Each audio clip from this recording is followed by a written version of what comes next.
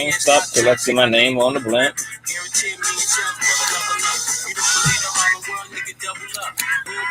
It's a bad lit now. I'm the young baller. Ain't no defeat.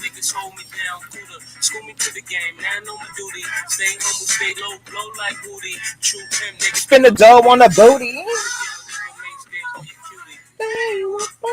It's like the morning week.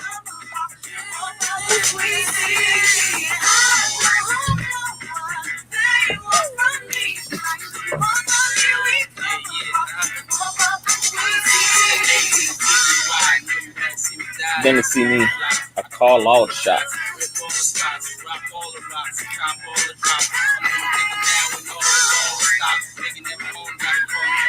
10 years from now, we'll still be on top. Now, what you want to do?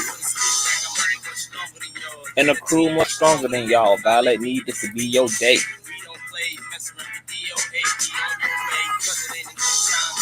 Ain't enough lime here for you to shine here. With a nigga tongue swear. Yeah, yeah, yeah.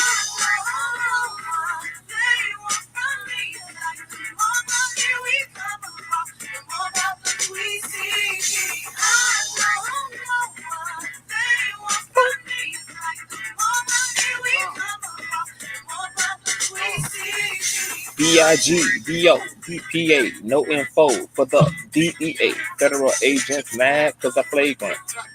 And my phone in the basement.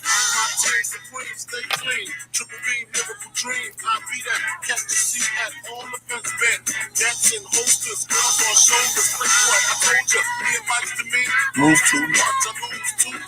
Step on stage, the girls boot too much. Never that. What a true play is that?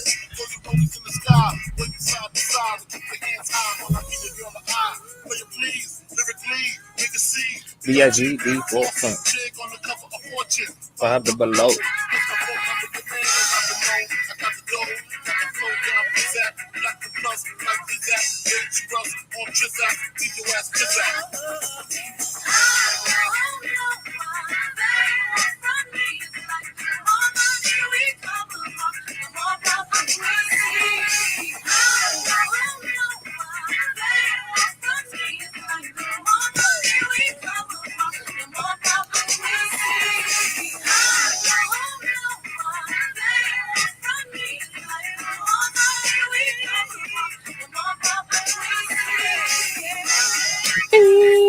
What's going on?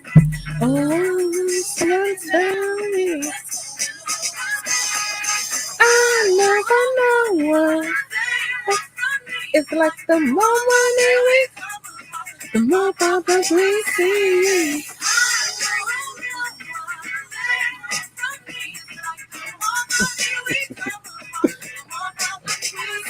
What's going on, Conscious crew? Oh my God.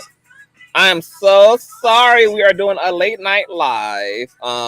It was going to be late regardless, bruh, cause I don't think we got done over on Black Man Unfiltered Network until what, 11, 12? And then I had to reschedule the show because there was a whole like after show backstage, and that was a whole different panel. And then, so this is the after show to the after show of the main show, girl.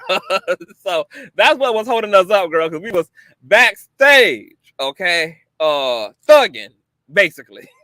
Okay? So, of course, I got Reckless Logicc here. I'm going to be dropping the link for anybody from over Black Man Unfiltered Network to come over, any of the panelists who were a part of the main show, any of the panelists who were a part of the after show. After that show, is allowed to hit the link. And of course, any of you guys who want to come up and speak, I think IG will be joining us as well to get into some of the discussions and topics that was covered over there.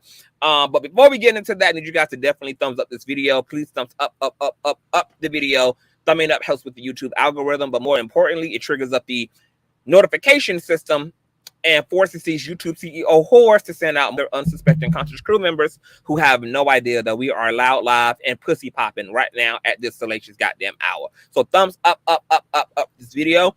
Also, I need you guys to make sure your notification bell is set to all.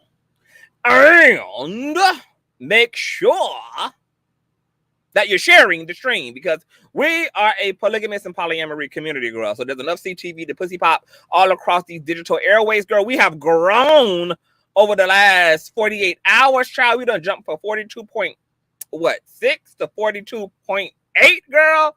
Just fucking it up. Fucking it up, girl. Okay, we are less than 200 subscribers away from 43K, on our way to 50, baby. We in the motherfucking building. But with no further ado, let's go ahead and push the hell on through. Okay. I know a place where you can recharge your soul. Baby, that's Consciouztv. And in the midst of brokenness, he gon' see your asshole. Baby, that's Consciouztv. You gon' heal, you gon' laugh and catch a little shade. Ooh, girl. Y'all know he be slaying, y'all better stop playing. Come hear what he's saying. Ladies and gentlemen.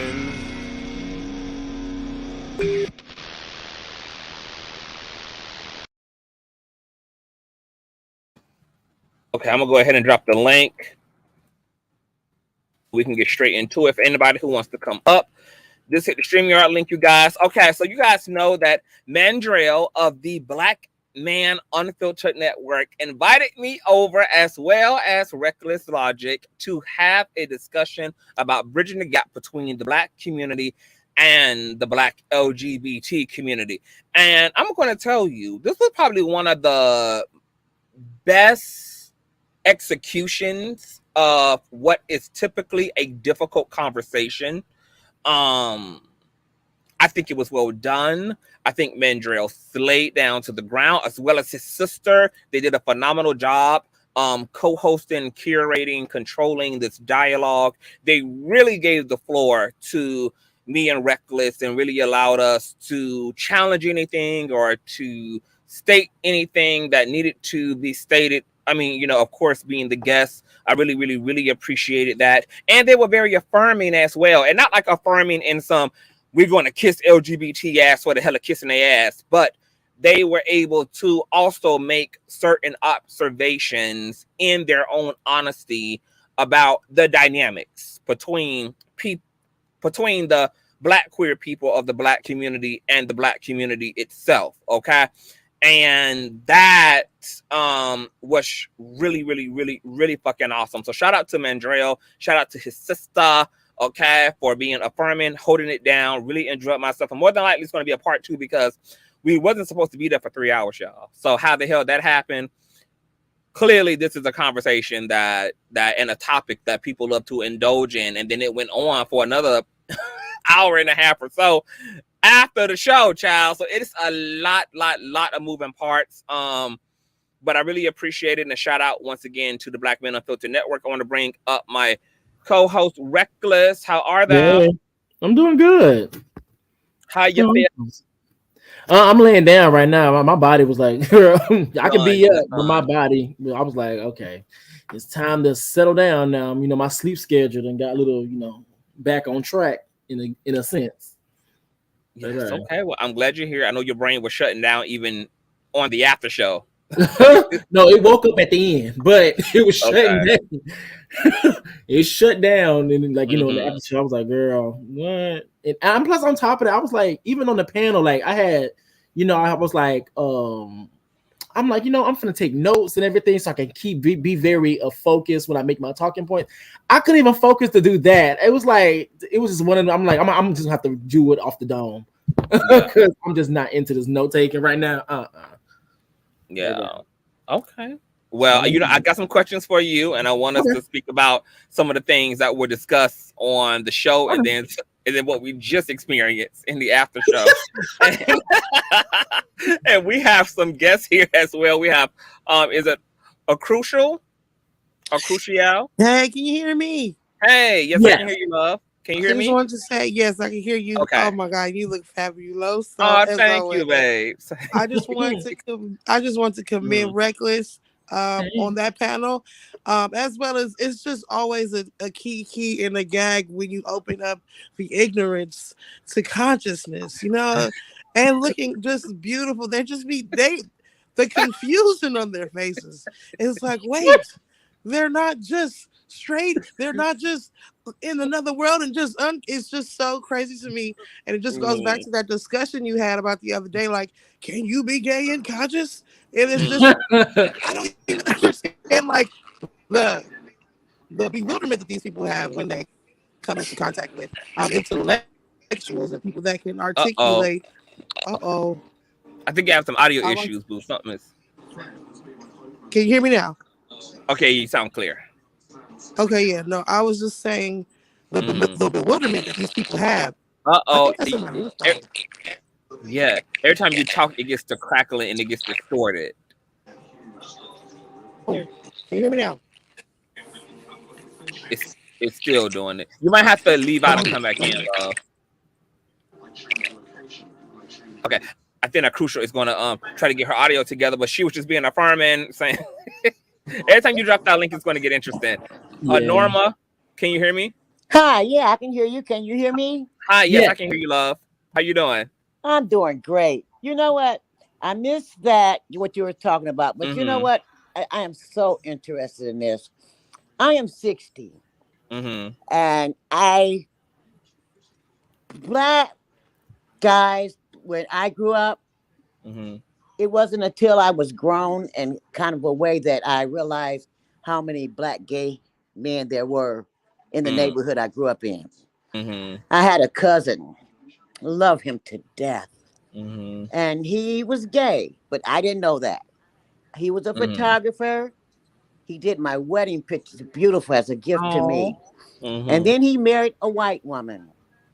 And he did that for us. And I hate he did that.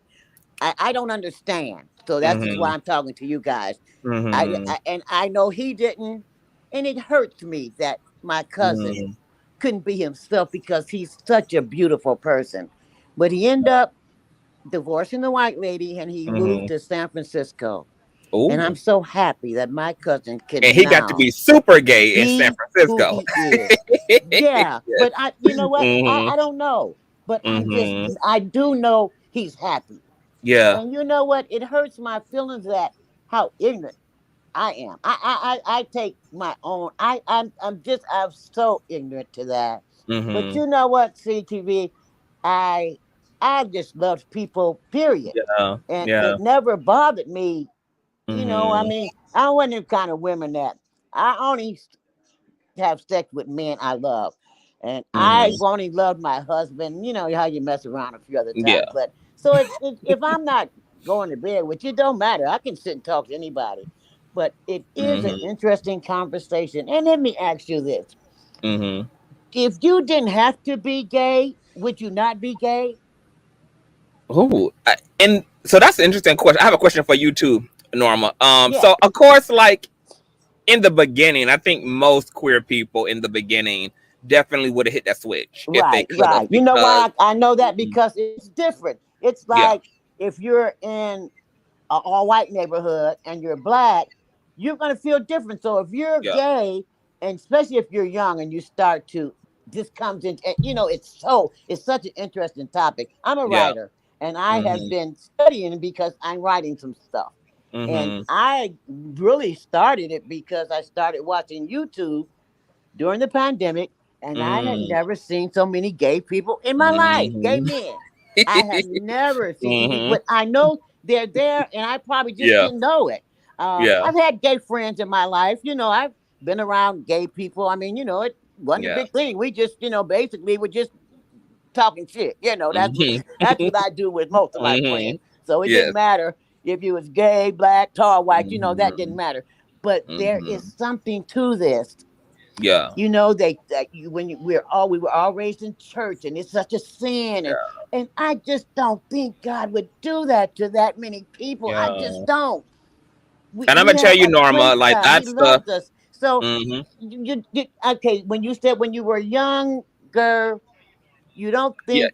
Probably like in the earlier stages, like when I was a teenager and I started to come into my orientation and started your sexuality, was. But let me tell you, Norma, because we just got off the panel, and You know what? I'm gonna have to go back and listen to that. What's that station? It was you were good. on? I'm gonna link it in the chat so you can just click it. Okay, So I'm gonna put it in the chat for you. But I'm gonna listen.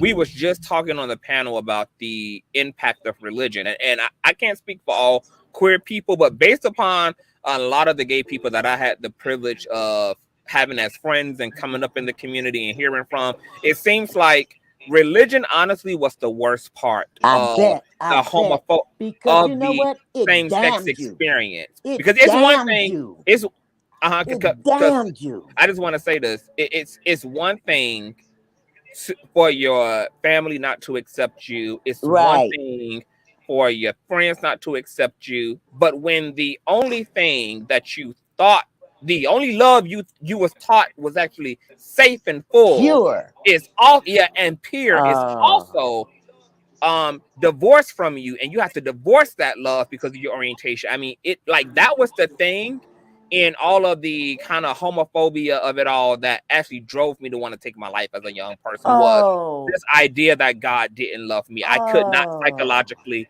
handle that. You know what? No, I'm Conscious. kind of weak-hearted, and this subject is so tough for me because it makes me cry. And I love you, and I love Reckless. I had met on in YouTube. Like I said, not even in my real life, but the pandemic put me in a world that I was so ignorant of.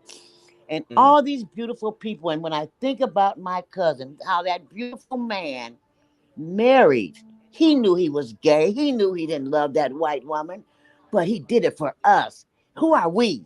What, but we were put up in that church, and you were damned, and you were damned. Oh, they probably damned me a million times because I used drugs and I drank alcohol, and I did some things.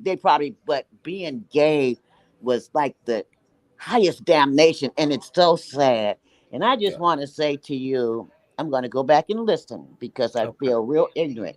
I just want to say to you that you have made me aware of some things, and I want to thank you. I also want to tell you that I think you are the kindest person, Thank you. the most intuitive, enlightening person on these YouTube streets. I love listening to you. You have an intelligence that is just, it reminds me of a teacher. I love teachers. I'm passionate about teachers. It's since kindergarten, and I just got my GED. I just got my bachelor's degree during the pandemic, right before the pandemic. Nice. So I've been in school all my amazing. life, and I love teachers. But I'm going to keep listening to you, and whenever I get this written up, I'm going to send it to you because I want you to critique it for me. I want you to tell me if it's right. Am I wrong? I want to get deep into who these people are that I have been taught that God doesn't like. He doesn't love you. You're going to hell. And I know that doesn't even sound right to me. So I never believed that. But I just want to tell you, you and your friend Reckless, you have enlightened a black woman. She's been on this earth 60 years and really thought I was a smart girl. But I feel so ignorant when it comes to my black brothers who are not made to love women and who, for some reason, they're, drawn toward men. And I just don't see anything wrong with it. I just don't want to be invited. I just don't want to be invited here to see it. I don't want you to have to fear it. And you know why I called? Because nobody else had called in, because I usually don't call on a panel. And I feel so dumb not knowing anything. But when you drop that link, I got you on my iPad and my phone. No. So when you drop that link, I'm going to pick it up so I can find out where this conversation took place. And I'm going to get into that conversation. Okay, boo. And thank you so much for having me. Thank you. Of course. Thank you. I appreciate that. And I'm glad to hear that. And I'm going to have a Reckless. Okay, boo. Thank you so much for that. Thank you. That Bye-bye. was normal, you guys. Bye-bye. So, that's affirmative because these conversations help. And that's why we have these conversations. This is why we testify. This is why we tell our stories, because while the majority may not get it, there's some minority group. There's somebody who it's bringing to revelation.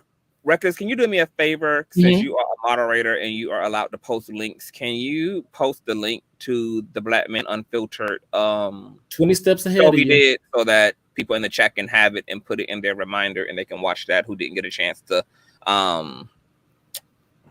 see the show.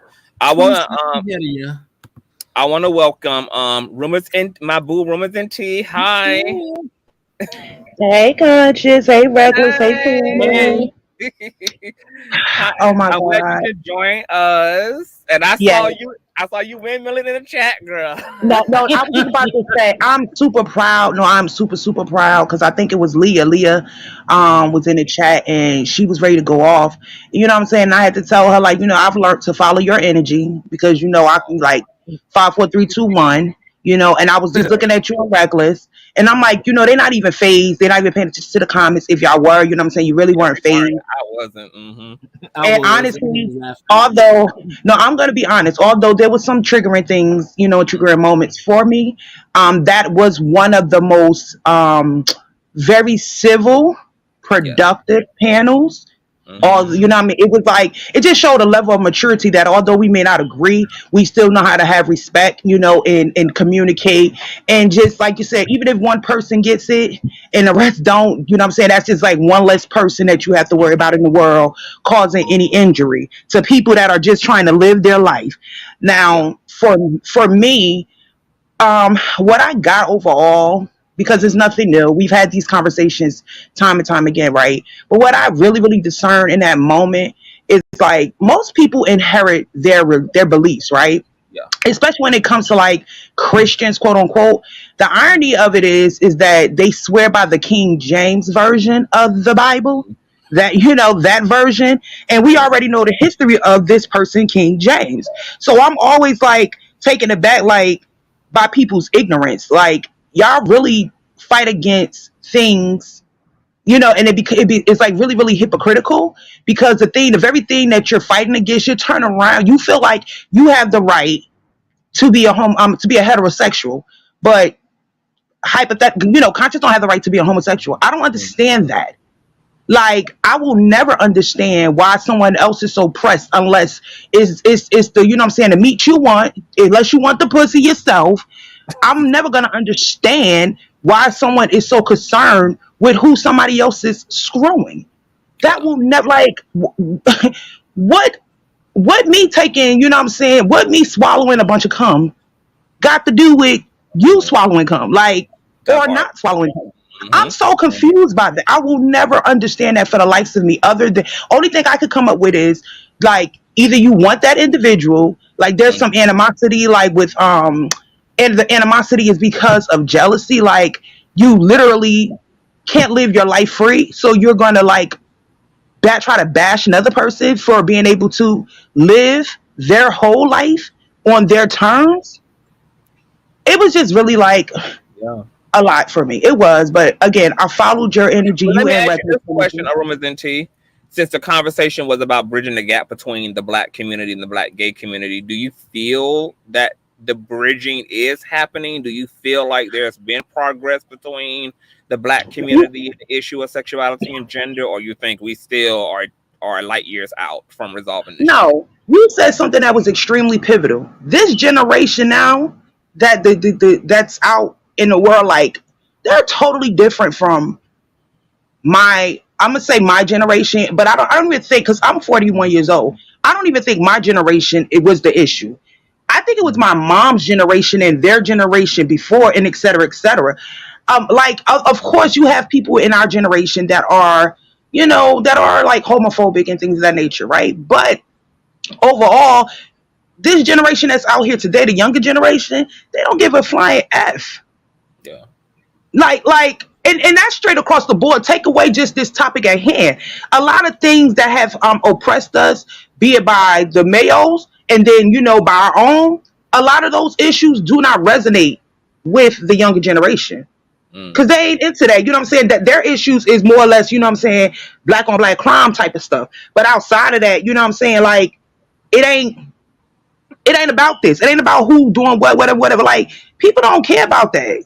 I see it every day because I literally see young people out here literally living their truth, ain't trying to hide. They've been ostracized, you know what I'm saying, by their family, by, you know what I'm saying, whatever their religious base is, you know, and they really still out here like in their own community doing what they have to do. That's why we see the LGBT community living in, operate in certain professional spaces or whatever the case may be. They turn a tragedy, well, you know what I'm saying, from the rejection of their own into, you know what I'm saying, their greatest motivation, because the whole, you know what I'm saying, everybody's goal in life should be to be happy, right?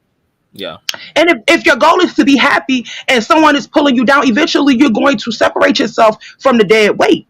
So do I think that things are basically like getting better moving forward? Hell yeah, straight across the board.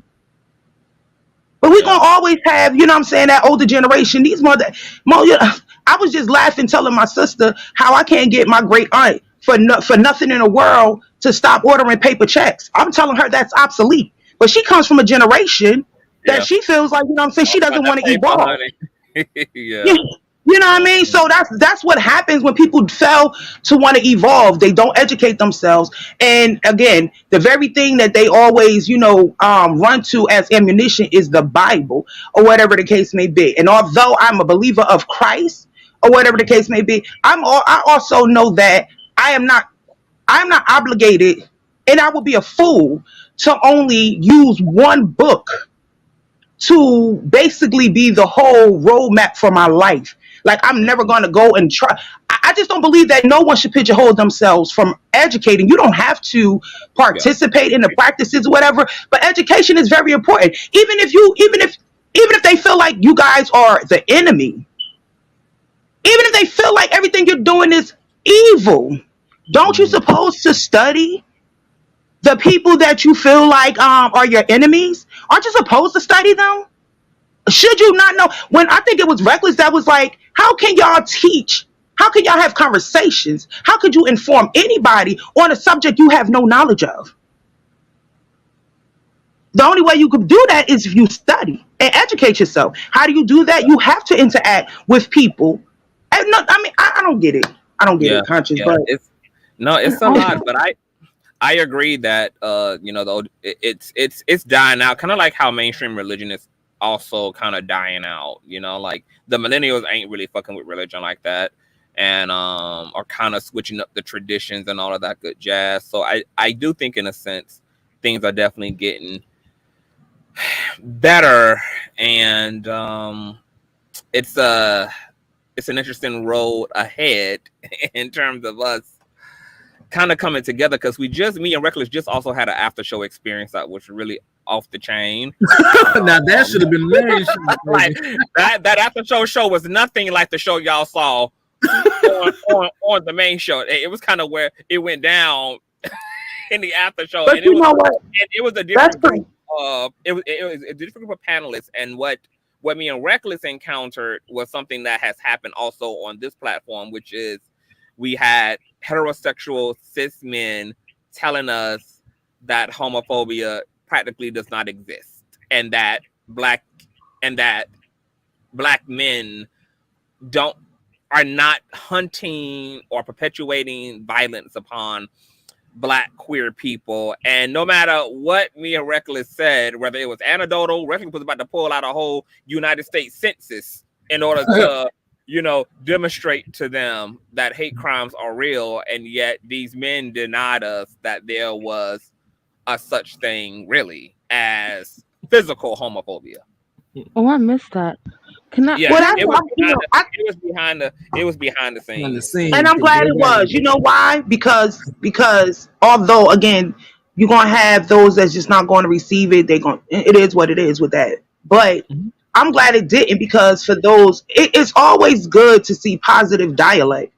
And I'm glad that they, you know what I mean, put it behind, you know, backstage, because we already know, listen, we know you and Reckless can handle your own. We know that you guys not just going to be out here windmilling or whatever, but y'all really like receipts. Men into submission, baby. We beat those men into submission. And I think that, I honestly think maybe that was probably for the better, although I can imagine what transpired. It probably was for the better in a sense of, you know what I'm saying, let it be, because, you know, sometimes You gotta get your ass put behind. Mama take you in the house, used to spank your ass behind closed doors. Everything came for for the general public. So I'm kind of glad that that happened that way. But overall, I'm like super proud. I'm like I really, really, really, and everybody's going to tell you how much they love you and everything. But I'm just super proud of the growth. Like it's always been there, but just like the way that you maneuver, it's dope as hell. You and Reckless. I like Reckless because Reckless, me, I feel like a little bit Reckless be with the shits. You be trying to be more center, but Reckless be ready. He be sitting on ready, and I know you be like you don't have to sit on We got ready. You know that what I'm saying? reckless. Like, He got that reckless sitting on ready. and I was like, but I was super proud of y'all because, like, I mean, it was they was asking fucking ABC nursery ass fucking basic ass questions. And you Don't know, ask it's me so no dumb funny. ass questions. A straight man in the private after show said that he was like, and Mandrell was like, of course, like this had to be like an introduction conversation because most people, unfortunately, still are at an elementary level when it comes to their questions and understandings about gender and sexuality. But there was a black man, a part of the private after show named Jay Speed, who was like, "Yo, we like."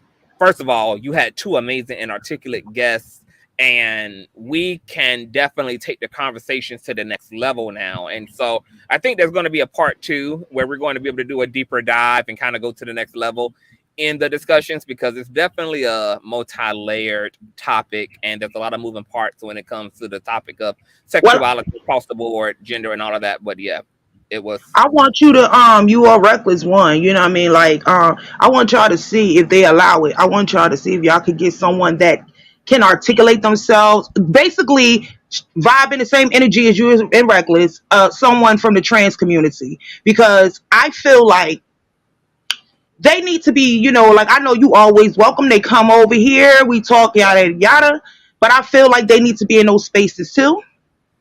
Because although you guys do a very good job of representing or whatever the case may be, I just feel like they just need someone from the trans community So to be funny there. though, but these people can't even get because see because of the lack of education, they think that the gender conversation is synonymous with the orientation conversation. It's not. Those are two separate, topics, gender and sexuality. And so the majority of the world can't even they still don't even understand homo, bi, and straight, yet alone trans and non-binary. Like they're still polarized. But I agree. Like I need I would love to have people of the non-binary and the trans intersex Yes, experience be a part of these conversations as well. And matter of fact, that's a great idea. When we do part 2, when Mandrell puts together a part 2 for this discussion, I'm going to see if he will allow me to bring on some guests, and I'm going to make sure that I have people of the other experience also be there with us to have that conversation. But thank you for that, Rumors and Tea. yep. Stick around. Stick around. Go on mute. Can I say Okay, something really quick, Conscious? yes. Okay, I just wanted to say, just simply because I was just trying to get across, that the last time we had an uprising, for the Black community, because I'm not sure if you like if everybody remembers, I was talking about like Black First and all that stuff. But the last time we had a Black uprising was from D-Ray, a gay man, and Netta, a lesbian woman. And everybody was all into it, was all up, rah, rah, rah, rah, rah. And everybody's talking about how we need to protect and defend the Black man and make sure that the children aren't affected. But guess what? Netta and D-Ray, a Black gay male and a Black lesbian woman, put that together. But as soon as the Black community found out that D-Ray was gay and Netta was lesbian, the ball dropped. And Darren Wilson, the cop who shot Mike Brown, was let off. everyone just forgot about Mike Brown as soon as they found out that Netta was lesbian and D Ray was gay. And Darren Wilson, the cop who shot and killed this straight black man in the street that they claim to care so much about, was forgotten about because the people who led the movement were a part of the LGBTQ community, and that pisses me off. Like literally, like the cops were buckling at their knees. The racist white people were buckling at their knees. And then when the black community found out that D-Ray was gay and Netta was lesbian, then they started coming after them, and Darren Wilson got off Wow. scot free. Nobody fucking cared. All of this, I care about black men and all this other shit. Nobody cared about Mike Brown as soon as they found out that the two leaders who led this movement, who started up the civil rights movement again, were a part of the LGBT community. Then it got dropped and Darren Wilson got off scot fucking free. Wow. I didn't even know that, but I'm not surprised by that because that's the type of witch hunting that I was talking about on the panel. And I see it in my own micro experience when I show up in spaces that have nothing to do with my sexuality. That is not the topic. That is not the subject. But when they see me, regardless of me being there for a black conversation, even though I'm there for a Malcolm X type conversation, once they see me, then this black isn't first all of a sudden. All of a sudden, what's first now is my sexuality, and then that's what they use in order to invalidate whatever I bring to the table about the state of the black community. So if that's happening to me on a micro level, then of course that witch hunt is happening to other people, and it's so fucking unfortunate that that's how deeply queer phobic the culture is, that two valuable players were essentially derailed in their efforts to bring about justice because no, seriously, like look it up. They had all the black. This is before 2020, when the whole Black Lives Matter thing happened, and people were saying like, "Oh,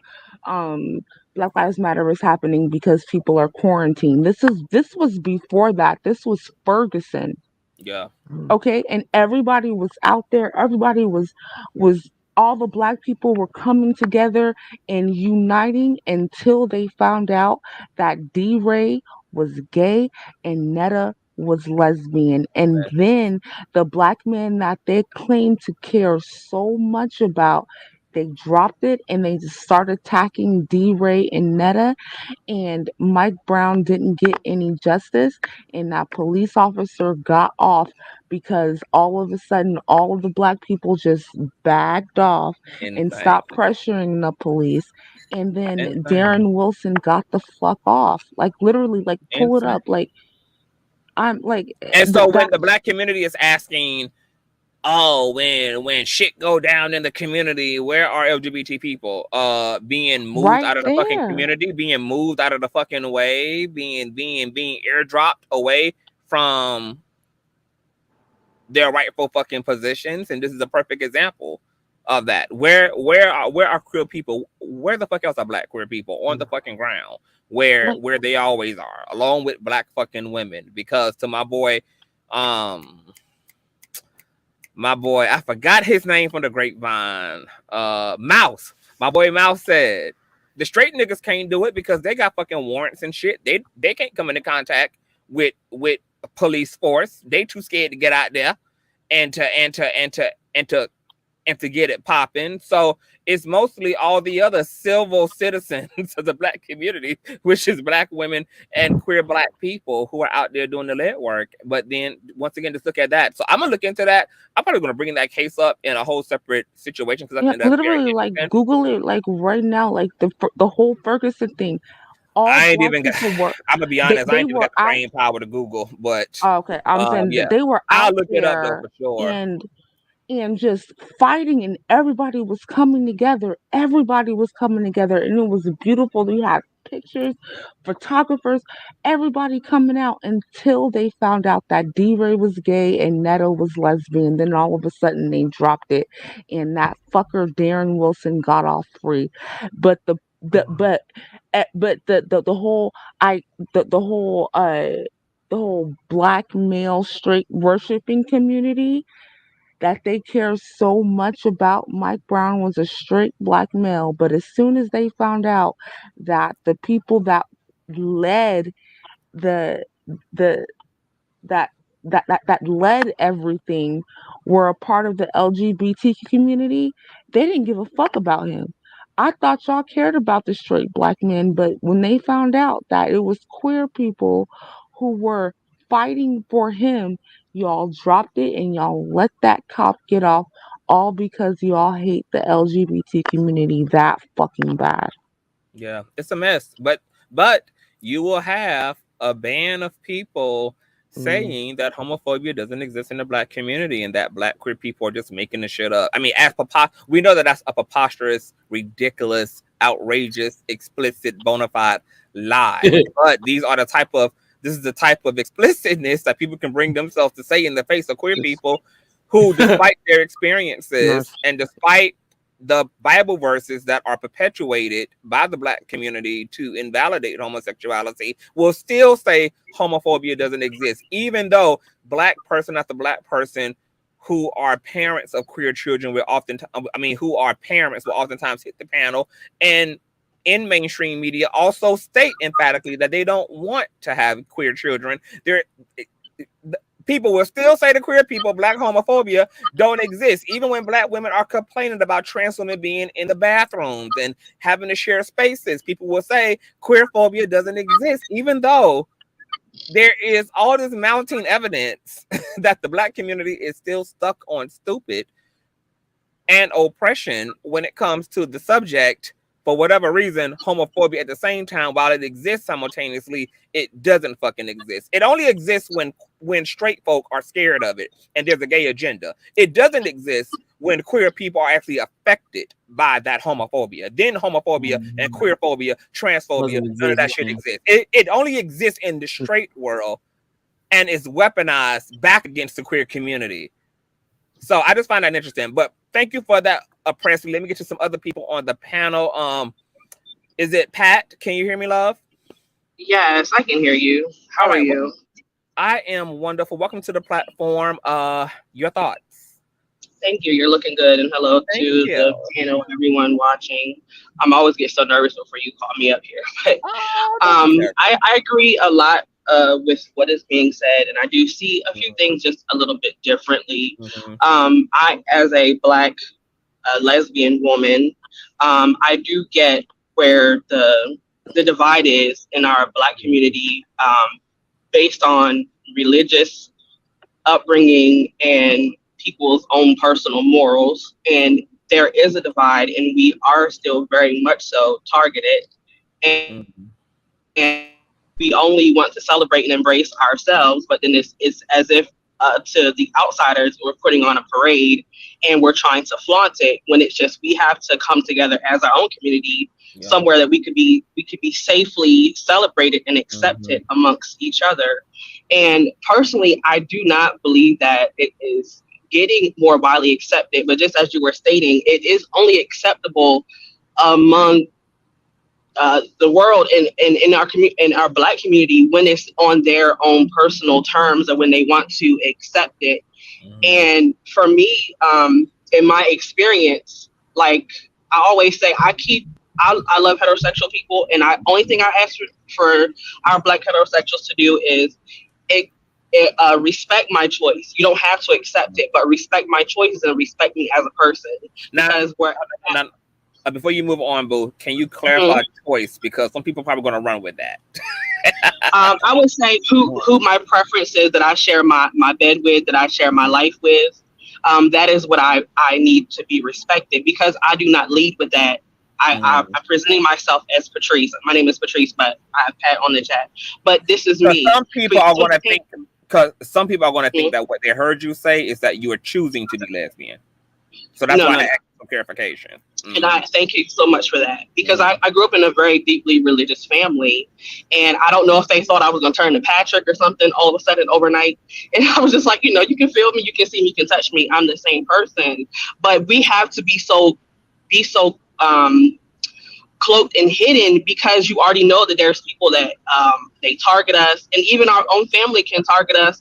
And they, even if they're not physically abusive, they can be verbally abusive. And before I even came out, it was going to church, hearing the sermons, and also hearing my mother's personal views. It made me take so many years to finally tell her. And it's just to the point where we are so tired of cloaking ourselves to make everyone else comfortable in our Black community. It's a burden on us to try to live under your personal guidelines. So at the end of the day, because I also, that's why I said on a previous panel, like, I don't allow heterosexual people to fetishize over us.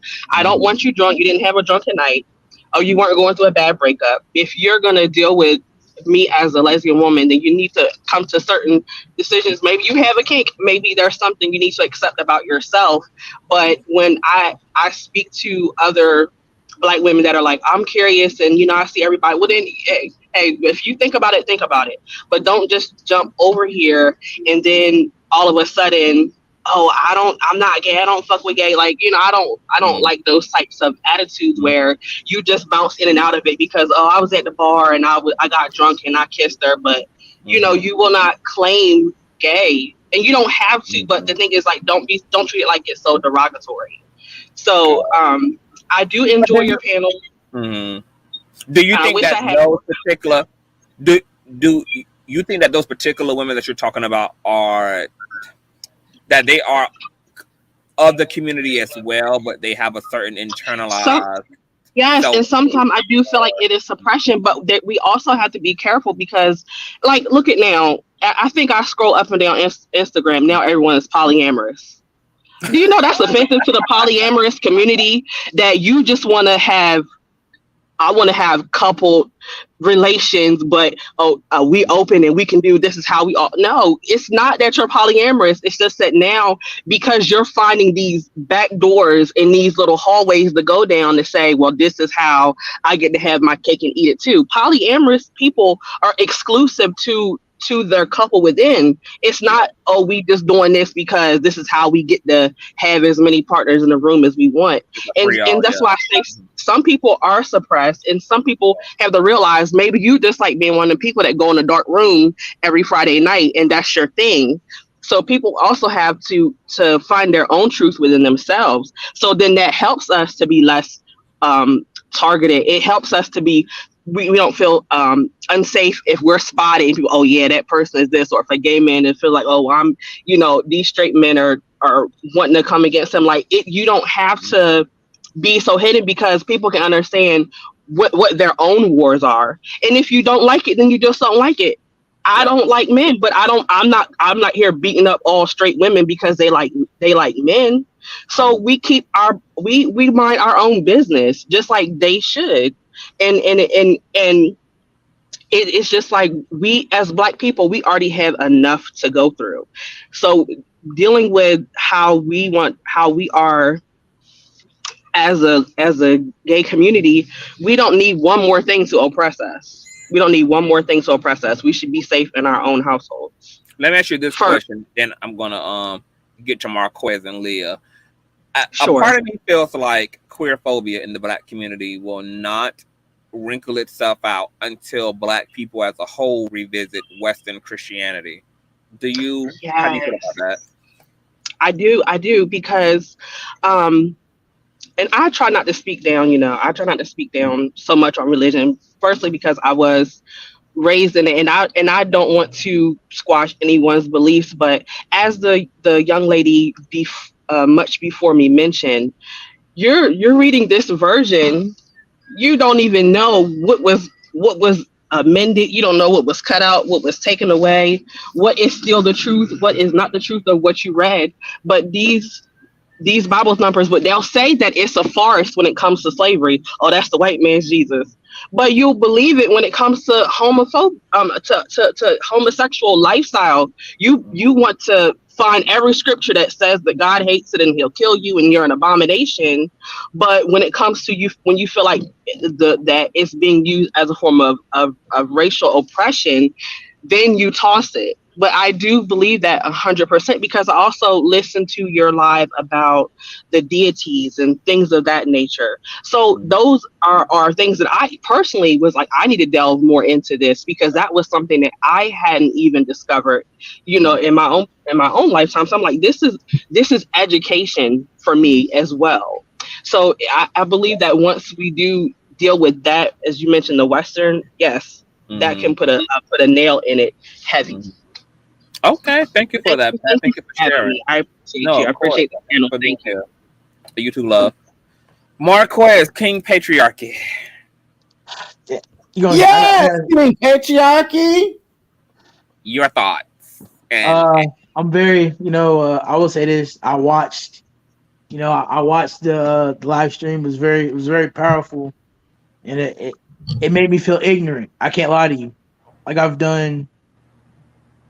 I realized that every single thing now, it's been taught to me. I don't understand how a person could literally sit here. When it comes to religion, just think about this. You've known this person. This is your family member. This is your blood, right?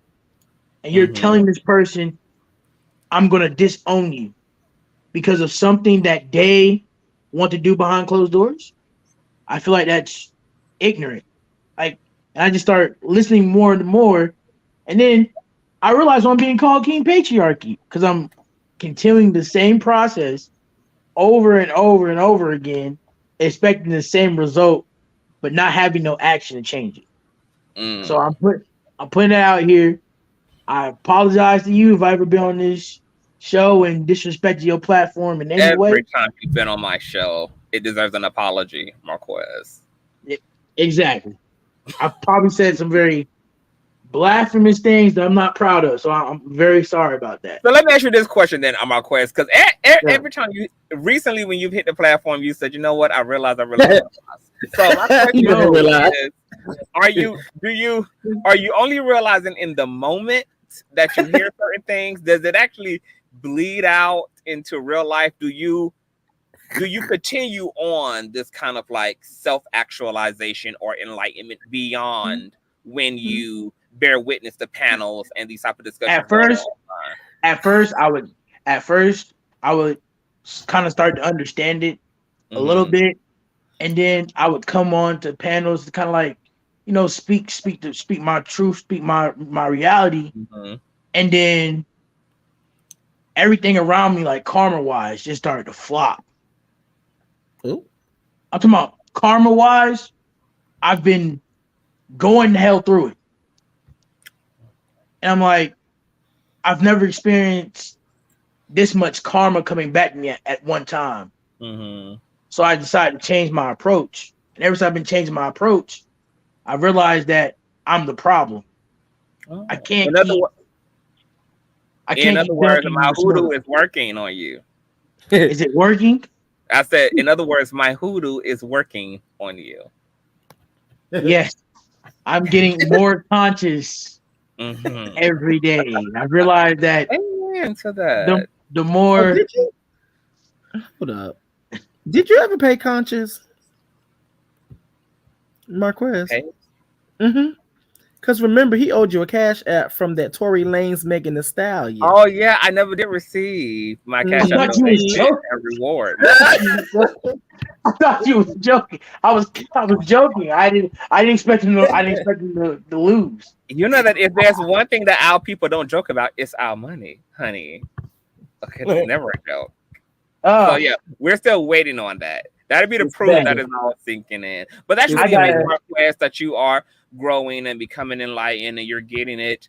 And I think that's really dope because Norma hit the panel and said also that she's been getting a lot of education out of watching the platform. And also, despite me and Reckless having to nuck and buck in the private after show that happened, even those men even testified to learning some things from listening to us. So that's very rewarding. So hold that thought, Marquez. Let me get Leah in here, who's looking gorgeous as ever and hanging out with us. Okay. Thank At the you. Salacious Hour. Hi. I'm just trying to keep up with you. Well, you keep it up, girl. Are you a content creator? Because you're giving me content creator vibes. No, I'm not. What? Why are you not a content creator? Not yet. Maybe in the future. Not yet. I don't know. You know. You need to think about it. I'm real nervous. It's good coin. It's good experience. It'll be great. I think you should definitely consider it. Okay, I'm a little nervous, but I wanted to get up in here and say, like, I'm getting my life from your platform and learning so much. You know, I'm young. I'm Gen Z, so I grew up with a lot of LGBT people who were out and proud, and so I feel like empathetic. Like I feel like it's part of my job as a decent human being to stay informed and also fight against bigotry. And I also thought it was just interesting how they always bring up what about the children all the time. It's always about the children, but the children, 45% of LGBT youth has self-deletion, consider self-deletion every year, 45%. So how do you claim to care about the children and the children want to self-delete? That part. That part. That's basically what I wanted to get off my chest. Wow. You know, it's very much disingenuous. But that is a shut your motherfucking mouth point to make, Leah. Like that is. See, I should have thought about that when I was on that panel, because that's a great question. You know, if the plight of the dominant society is the children, the safety of the children, the children's minds, their well-being, then how is it that a big chunk of the children, especially of the queer experience, are experiencing heightened levels of depression leading to suicidal ideation, etc.?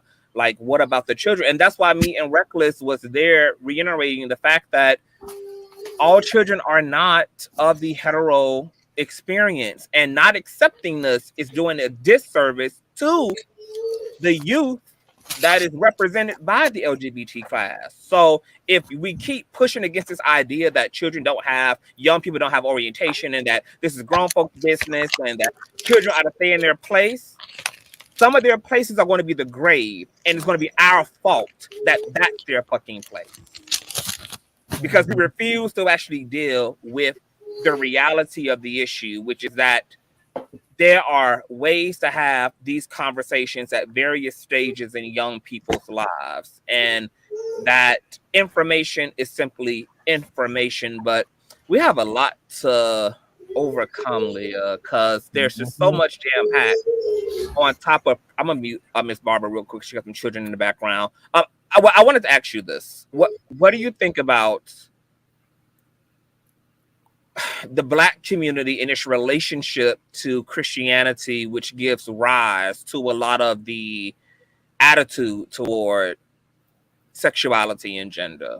I think that's a good question. And I think there's a lot that I'm still trying to unpack with that, because I grew up, you know, in a Black church, and I still consider myself Christian, but I also have issues with the way that that's been weaponized to harm LGBT people and women. And there's a lot in the way that was traditionally taught that I feel like internally, like, you just know it's not right. It doesn't go with this doctrine of love and acceptance. And then it's also like, oh, you go to hell if you love people. Like, that's crazy.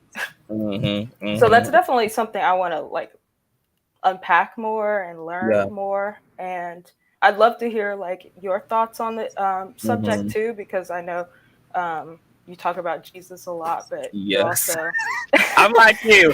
I know I'm kind of like Gandhi. Like I love Jesus, but I do not like your Christian Jesus. But I love, like, I can't escape Christian. I don't give a damn who brought it to me. I don't give a damn how Christianity got here. It it is my truth. Like, I can't Yeah. speak for everybody else. Like, Jesus is my God. That's my daddy. That is like mine, and I understand it and I get it. And it's one of the most powerful spiritual narratives that I have endeavored upon in all of my studies. I've studied everything from Buddhism to hoodoo to paganism. Matter of fact, I have a very intersectional spirituality as a whole. But my center of gravity are the tenets, the Christian faith, particularly the tenets of Christ, of Yahshua. And just briefly, I will state that one of the things that enlightened me and saved my life was the fact that I was struggling so bad to reconcile my mission as a teenager, particularly I think around the 18, 19 years of age. I really just went through a full crisis, and I just could not deal with not understanding what the hell was going on. Was I going to hell? If I was, why would God make me this way? What is, like, if just had questions and there were no answers. And I came home one day, ripped my whole room apart, and I told God that night, I said, look, something got to give.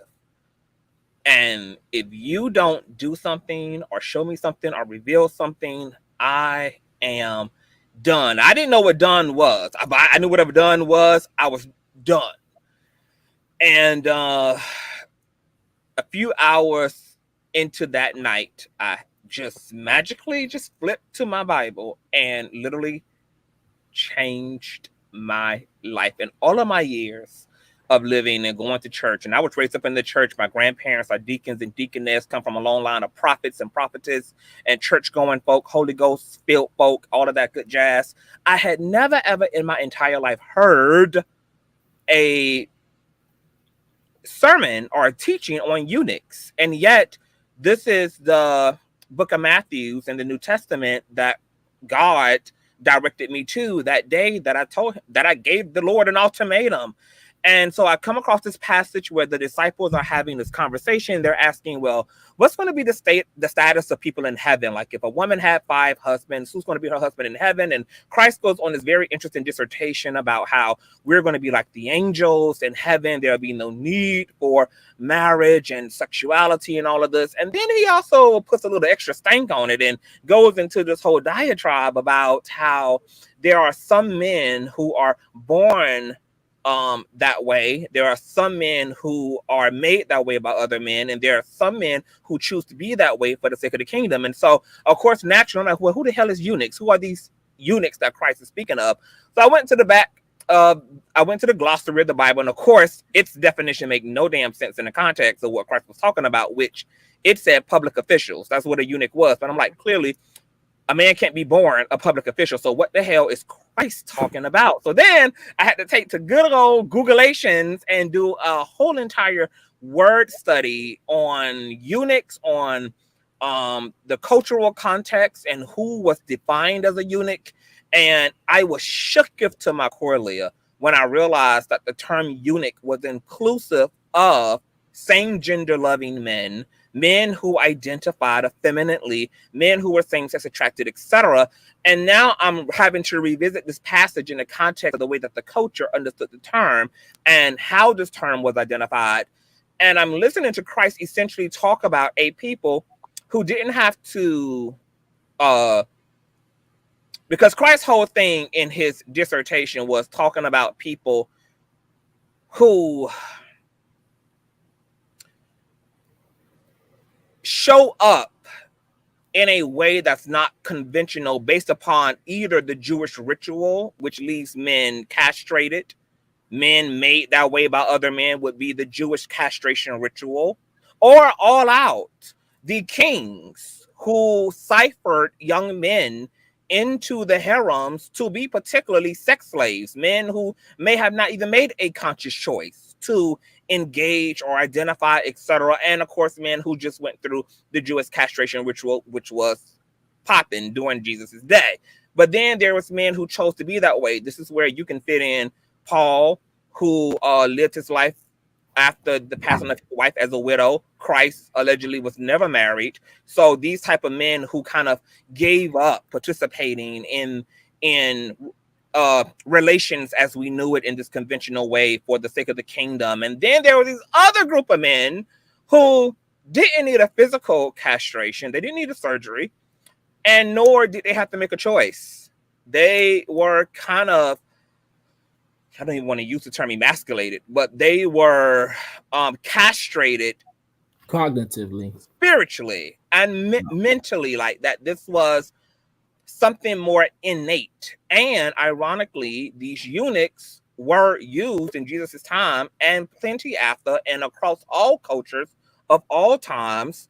They were entrusted servants to the glossaries point. They were entrusted servants to the kings, to the queens. They oftentimes worked in the harems.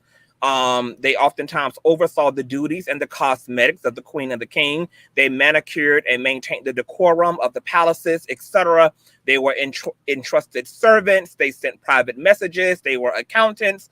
They had all of these particular roles. But the king had a harem of eunuchs because those feminine Consciouztv men were not a threat to his lineage and could be trusted around his women, his wives, and his concubines without a threat that we would impregnate them and muddy up the bloodline. So I say all that to say, when I had to do a deep dive into the language that was there, what Christ was talking about, and then Christ ends on this note where he makes us aware that he's saying something completely controversial, because he says, let whomever can receive what I'm saying here today, receive it. He's aware that everybody won't be able to. He understands people are culturally influenced, people are conditioned and indoctrinated. Not everybody has the capacity to understand, because understanding happens at various levels and states of consciousness. But he said, hey, whoever it is here that hears this, who has the capacity to accept and receive what I'm saying to you today, receive it. From that fucking day, no, first of all, literally, I experienced a electrical breaking of the spiritual shackles that was on my feet. I literally felt this lifting from my feet chakra all the way up out to the top of my head. And from there, Jesus made me gayer than ever. I have never looked damn back at Orthodox religion. I have never looked back at Orthodox religion as we know it to be. And there has been nothing that has stood in the way in terms of my understanding of myself. So yeah, when we talk about religion and revisiting that in Jesus, there's so much there. And I hate to even reduce queer people's experience, but I guess in a way we're only talking about queer people who identify as Christians, that there is liberation, there is salvation in Christ for you, but you will have to move the church out of the way. You will have to move your family out of the way in order to deal directly with Christ to get that. And this is why the scriptures say, let every man and woman work out his or her own salvation. This is not a job the church can do. This is not a job your mother can do. It's not a job that your family can do. This is literally between you and your damn creator. That's where it begins and that's where it ends. So just a little bit on me and Jesus, but yeah, Team Jesus all day. But thank you for that. And you can stick around if you just want to hang out, or if you want to go back down to the chat, it's fine. I'll stick around. Okay, and wonderful. Amen. Thank you for that testimony. And Conscious, can I ask a really quick question to the panel, if it's okay? I can guarantee that it's not going to be quick. It's not going to be no quick question. Yellow Pill, it's not going to be no quick question, bro. No, seriously, it's quick. Just piggybacking off of what Conscious said. There's an Old Testament and there's a King James Testament. In the Old Testament, homosexuality was wrong, and they only said that because of us continuing on, creating people. And then in the King James version, there is nothing in the King James version that says homosexuality is wrong. There is nothing in the King James version that says women, in our words today, hoeing themselves out is wrong.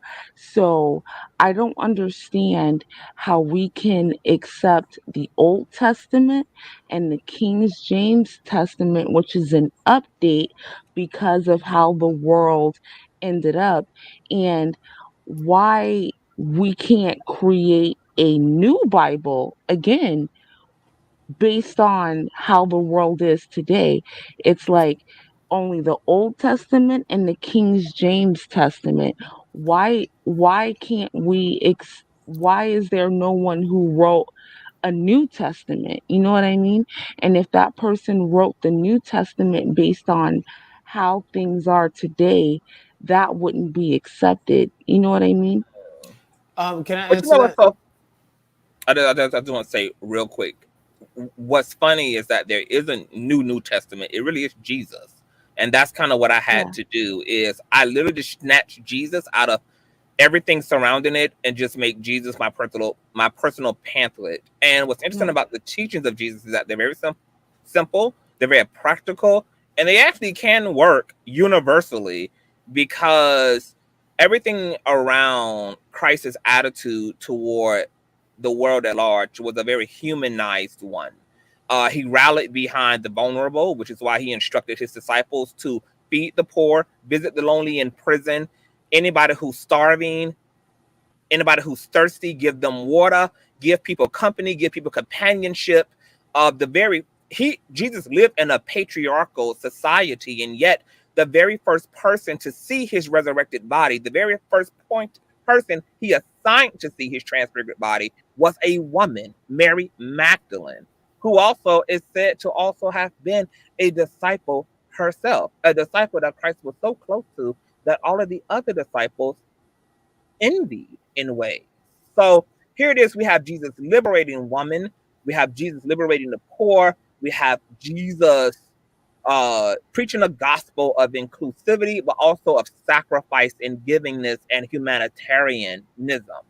And I think that's what attracts me personally to the gospel, because my heart understands that type of hearting and that type of compassion. But of course, Jesus takes it all the way to the next level and dies and just gives his life and all of that good jazz. But yeah, you're absolutely right, Presley. But I think that the New Testament is already as new as it can get. People just have to move all of their religiosity from around all the other shit and kind of deal with the spirituality that's being offered for those who identify as Christian. But let me get to some other people on the panel. Don't, how you pronounce your name, nigga? Deny. Donut. I just made a whole video talking about you. Yes, indeed. What did you talk about? I said something good about you. I said that I fuck with you because you didn't let other people's opinion deter you and stuff, because I have a very open-minded, peculiar viewpoint, and like that's why I fucks with you. So only you can fuck it up for me not to fuck with you. Let's make that clear. And vice versa. So I'm glad we're on the same page. And yes, I'm not going to listen. I mean, I hear what people have to say, but I also know the very interesting position that content creators particularly are in when it comes to the narrative that get placed on us and other people kind of thinking that they have the right to control our narrative. And so I'm particularly careful about judging other content creators purely off of the perspective of other people. My attitude is, if you're nice to me, I'm nice to you, and until. So I appreciate you being here, and I can't wait to hear what you have to say about all of this fucking going on. But I want to get to Yellow Pill first, and Miss Barbara. Yellow Pill, welcome to the platform. I think we probably should get to Yellow Pill and then him first, because you already know things are gonna go upside down. All the way left with Queen Barbara. Okay, yeah, you're right. So yeah, it's gonna go upside down. She probably gonna trigger Yellow me. Pill and then Donut. I'm interested. No, I want to hear it. I'm interested. Like, okay, well, Queen Barbara after Yellow Pill. All right, what's good, y'all? Hopefully everybody can hear me. I was watching the panel from way in the back with like black coat, black hat, and some black glasses on. You know what I'm saying? Yeah, way in the back, way in the back. You know what I'm saying? I ain't want to get too involved because it's some other issues going on with that over there. You know what I'm saying? I saw your live stream yeah this morning. Yeah, so yeah. But I was gonna definitely come over there and support y'all. You know what I'm saying? I Support appreciate it because he rock with us too. But now you know them niggas told us up behind the scenes, right? And you know they particularly tried to gather me on my point that black men wear the crown of the community, but it's black women who doing all of the work, and black men just take credit for but it. Hold on. Do you think that's intentional, or is that by design? Like, do you think that's black people's doing? Intentional. Y'all don't want to take responsibility for nothing. Okay, hold on. This all. Okay, cool. I think that's going to be a loaded response, and I actually want everybody to answer that. So we're going to revisit that. A yellow pill. Questions like this, why they tell you to block me. I'm not even gonna hold you, but go ahead. I love it. Like, get the shit started. I'm with it. Yellow pill. I'm not surprised that the tone changed after the show, right? You know what I'm saying? Like it just is what it is, because everybody gonna play nice while the lights on. You know what I'm saying? Everybody gonna play nice with the cameras on. We gonna hi smile, cheese. Everybody gonna, you know what? You right. I completely understand where you coming from. I don't agree, but I completely understand where you coming from. And as soon as the lights go out, I'm gonna tell you all why you was wrong the whole time you was sitting there. And that's kind of what was playing out. So it's like the main thing I noticed is that, and y'all was already speaking on it, like how we live and die by this religious aspect in the black community, and it's like, I don't know why we think that's the way to go. Like I completely respect what you just said about like your relationship with Jesus, but I got a whole song on my channel that I sing called "That's How the Black Church Works." You know what I'm saying? And it's all the negative stuff. They'll pull you in and take your money, and as soon as you blow up, they start acting funny. That's how the black church works. You know what I'm saying? It's a bunch of lines like that.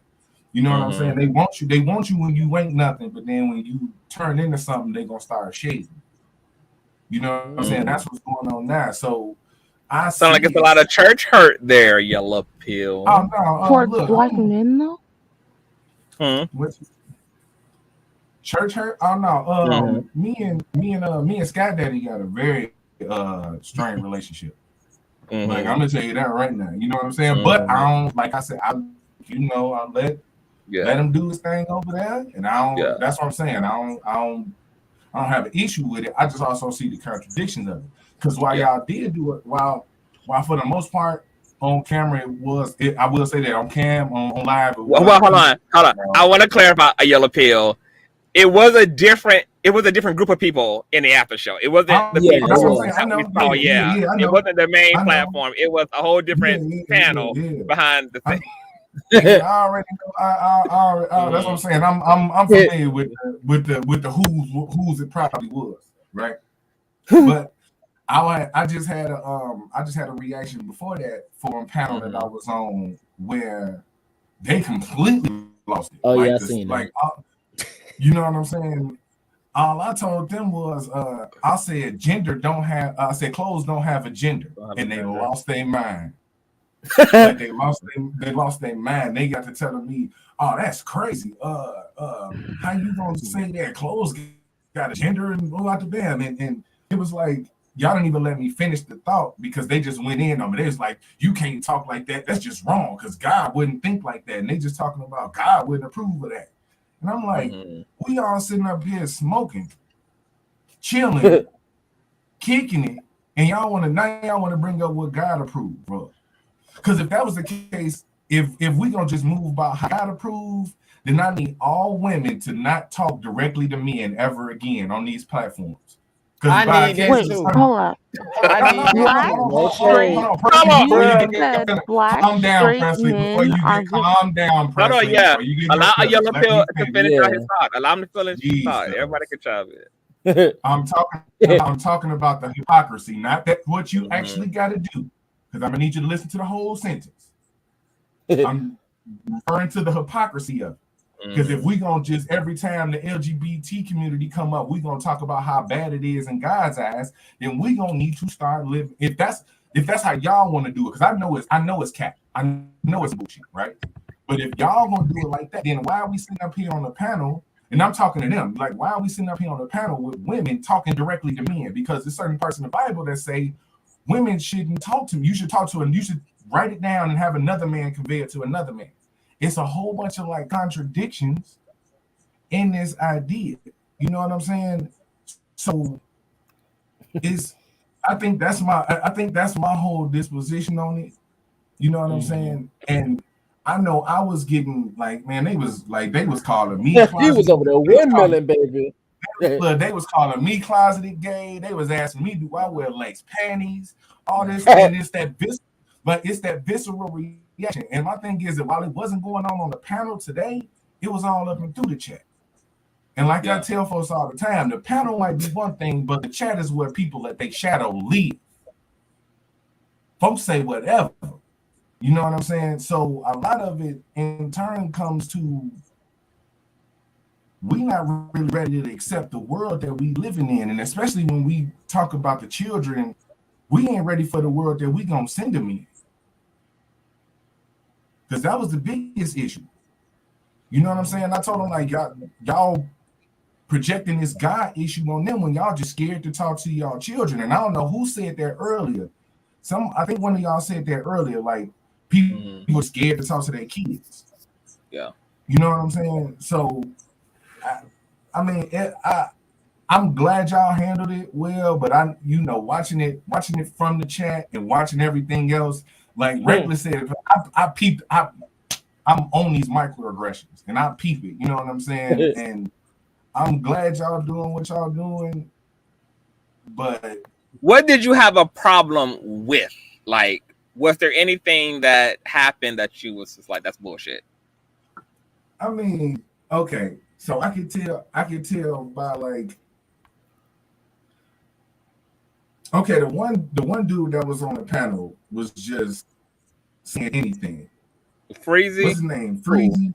Freezy was just throwing shit at the wall trying to make it stick, like hoping it would stick. You know what I'm saying? And it derailed it because half the time he was just trying to interject to say something instead of interjecting to actually move the conversation forward. Plus, I can tell that there's people who wanted to come up to try to prove y'all wrong. Who, when they got up there, they couldn't really do it. So it always falls back into the I get it. I just don't understand. I mean, like, I don't agree with it, but I respect it. And I feel like that's the biggest damn cop out of all. Like, I cringe at it's agree to disagree. No, because you really don't feel that way. Because you're not finna sit up here and tell me that in this 15-minute conversation, you've adjusted your whole religious standing on how you feel about LGBT people. So you really don't understand. Like you said, you just playing for the damn light. You playing for the real light. You know what I'm saying? You acting for that real light. Yellow, you said that it's okay to interject if you're moving the conversation along. I just wanted to interject to move the conversation along. When it comes, but it's not rap. The King. Oh, that's feedback. Presley, it's feedback. It's feedback in your phone, love. Are you sure it's me? Okay. Yeah, I think it's gone now. It's gone. All right. But the King James version of the Bible, which everybody goes by now because it eliminates the straight sins, they refuse to acknowledge that it also eliminates the LGBT sins and the women sins. So what I meant to say is they acknowledge it because it excuses the straight men's sins. In the King James version of the Bible, there's nothing about condemning LGBT at all. And in the King James version, there's nothing about women being unclean at all. And so that's what confuses me, because a lot of straight men refer to the King James version versus the Old Testament version of the Bible to President, excuse their President, sins. President, I have to And cut you off. I have to cut you okay, off, baby. The King all James Bible, right. the King James Bible contains Old and New Testament. I understand that it can that's not what I said. I understand that Well, it you contains Old and New Testament. What I'm saying is that it doesn't contain anything about condemning women for being on their period. It doesn't contain anything about condemning about condemning homosexual relationships. That is what I'm saying. Those two things are factual and are true. In the King James Version Bible, there's nothing about condemning homosexuals and there's nothing about condemning women about being on their period. But it does contain things about uh, excusing uh, straight men's actions that were condemned in the Old Testament. And that is why straight men always cite the King James Version, but they never acknowledge the fact that the King James Version doesn't condemn homosexuality or women being on their period. And you know That why is the they point don't? I'm trying to make. And you know why they don't? Because all they need it to be is in one damn Bible. And there you have it. So, but I'm not sure if I would agree, practically. So you Yeah, because a man shall not lie with another man is in the King James yeah. Bible. Paul talking about how the No, it's not. effeminate Yes, it is. Man, men told you wasn't going Paul with the talking about conversation. the effeminate are going to hell and or not inheriting the kingdom of heaven is in the King James New Testament. No, There's no. a lot of saying Where are you seeing that a man should not lay with another man in the King That's James? Leviticus. Trust me, we know that one. They always throw that one That's at in us. the no. Old Testament, Presley's but point is that's that not. she knows in the Old Testament, but she's saying that it's not in the King James version of It the Old is in the King James version. That's where it came from, the King James version. Yeah. That is why No, that's this not is. true. I can President. I just googled. I can give you 25 scriptures. Send me. Okay, do that. Put your email in the back chat because I ain't gonna take up the panel time with I'm that. gonna be But put it yeah. in the I'm back Definitely, chat I will. and I'll give it to you. I'll email it to you. I promise I I will. will But definitely do that. the point is that that I made earlier is you have to study outside. Like I said, we most human beings inherited their spiritual or religious beliefs. You have to step out of what you've inherited and actually do research. You have to study other religious doctrines. You don't have to practice them, but it's important to be well educated on topics and just information in general, life. It is important to know, keep learning. We are human beings. We are made and created to learn on a daily basis. So I just think that it's important for us to just not be pigeonholed by what we've inherited, because most people that inherited their beliefs haven't even studied what they've inherited, to be honest, and they just recycle what they've heard and have not gone beyond what they've heard. Yeah. And Presley, are you That's looking why at? I talk about that's why I talk about that's how the black church work. Because I got interrupted for you to say something wrong. Just because you need to quote the Bible. Hold on, young fella. Just Wait because for you the need young. Hold to on. quote the I just want to Bible. hold on, young. Hold on for a minute. I just want to ask a Presley. Are you looking at the screen, Presley? Yes, I'm looking at Okay. the screen and I see that you Googled that King James has something about homosexuality in there. But maybe I quoted the actual version of the Bible wrong, but the newest version doesn't have that in there. So I do want to look that up and get that to you as soon as possible. So I'm going to do that for you. Okay. All right. A yellow pill to your point, and then to Queen Barbara, and then to Donut, and then to Muzz. I lost my thoughts since I was interrupted by that enlightening Bible verse. So they so petty. I'll just say this, man. Y'all did a great job. I'm gonna go drop down though, man. I'm gonna go and hit the bed. I did just want to pop up and show some love. Okay, Yella, thank you. All right, Yellow Pill. All right. All right, Yella. Queen Barbara, welcome to the platform, honey. I'm sure you're about to be another triggering addition to the platform, honey. That's a lie, and no truth is in that. That's a lie. I'm bringing facts up here, okay? Oh, here we go. Right. Let me talk to you first, Conscious.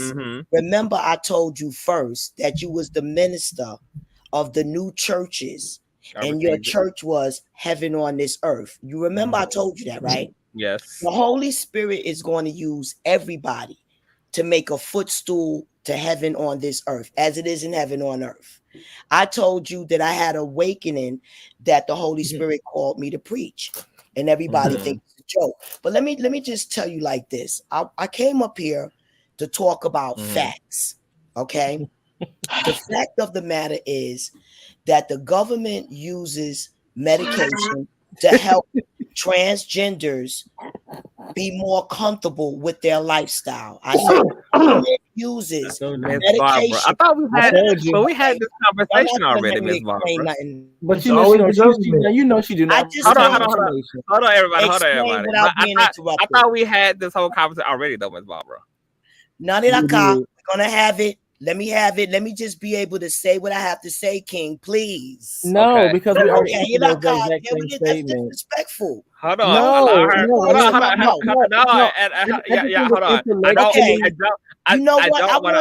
want to argue all night. To just allow. Right. Know something. I'm willing to live and die for every word that I say out my mouth. I want people to know when I speak out of my mouth, I'm willing to die for my words.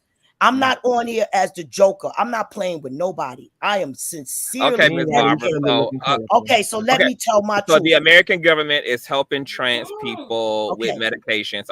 Okay. Okay. Let me explain where I'm coming from with that. Okay. Like I said, the government uses medications to help transgenders transform and make them comfortable in their life. Okay. I know for a fact that this government has come against men, particularly black men. And I know for a fact that they have cloned the food and and changed the medications different from the ghettos and what they give other areas. This much is true. When I lived upstate New York for 30 years, coming from Harlem, New York, the ghetto, the food was totally different. When I came back after 30 years, I was able to recognize that the meat was cloned, the vegetables was cloned. They only had Klutzman, I call them Klutzman products in the store. The prenatal pills that they give the women in the ghetto is altering babies right in the mother womb. You can find on the internet where they have lead. I have seen people pull out lead and Gerber products, okay? Lead, poison. So I came up here to say, stop thinking that this government don't have a hit on us. All right. They first got us addicted to heroin. Now they put the Federline in it to kill us. I said all of that to quickly say that's not us. That they are trying to target and destroy the Black American man.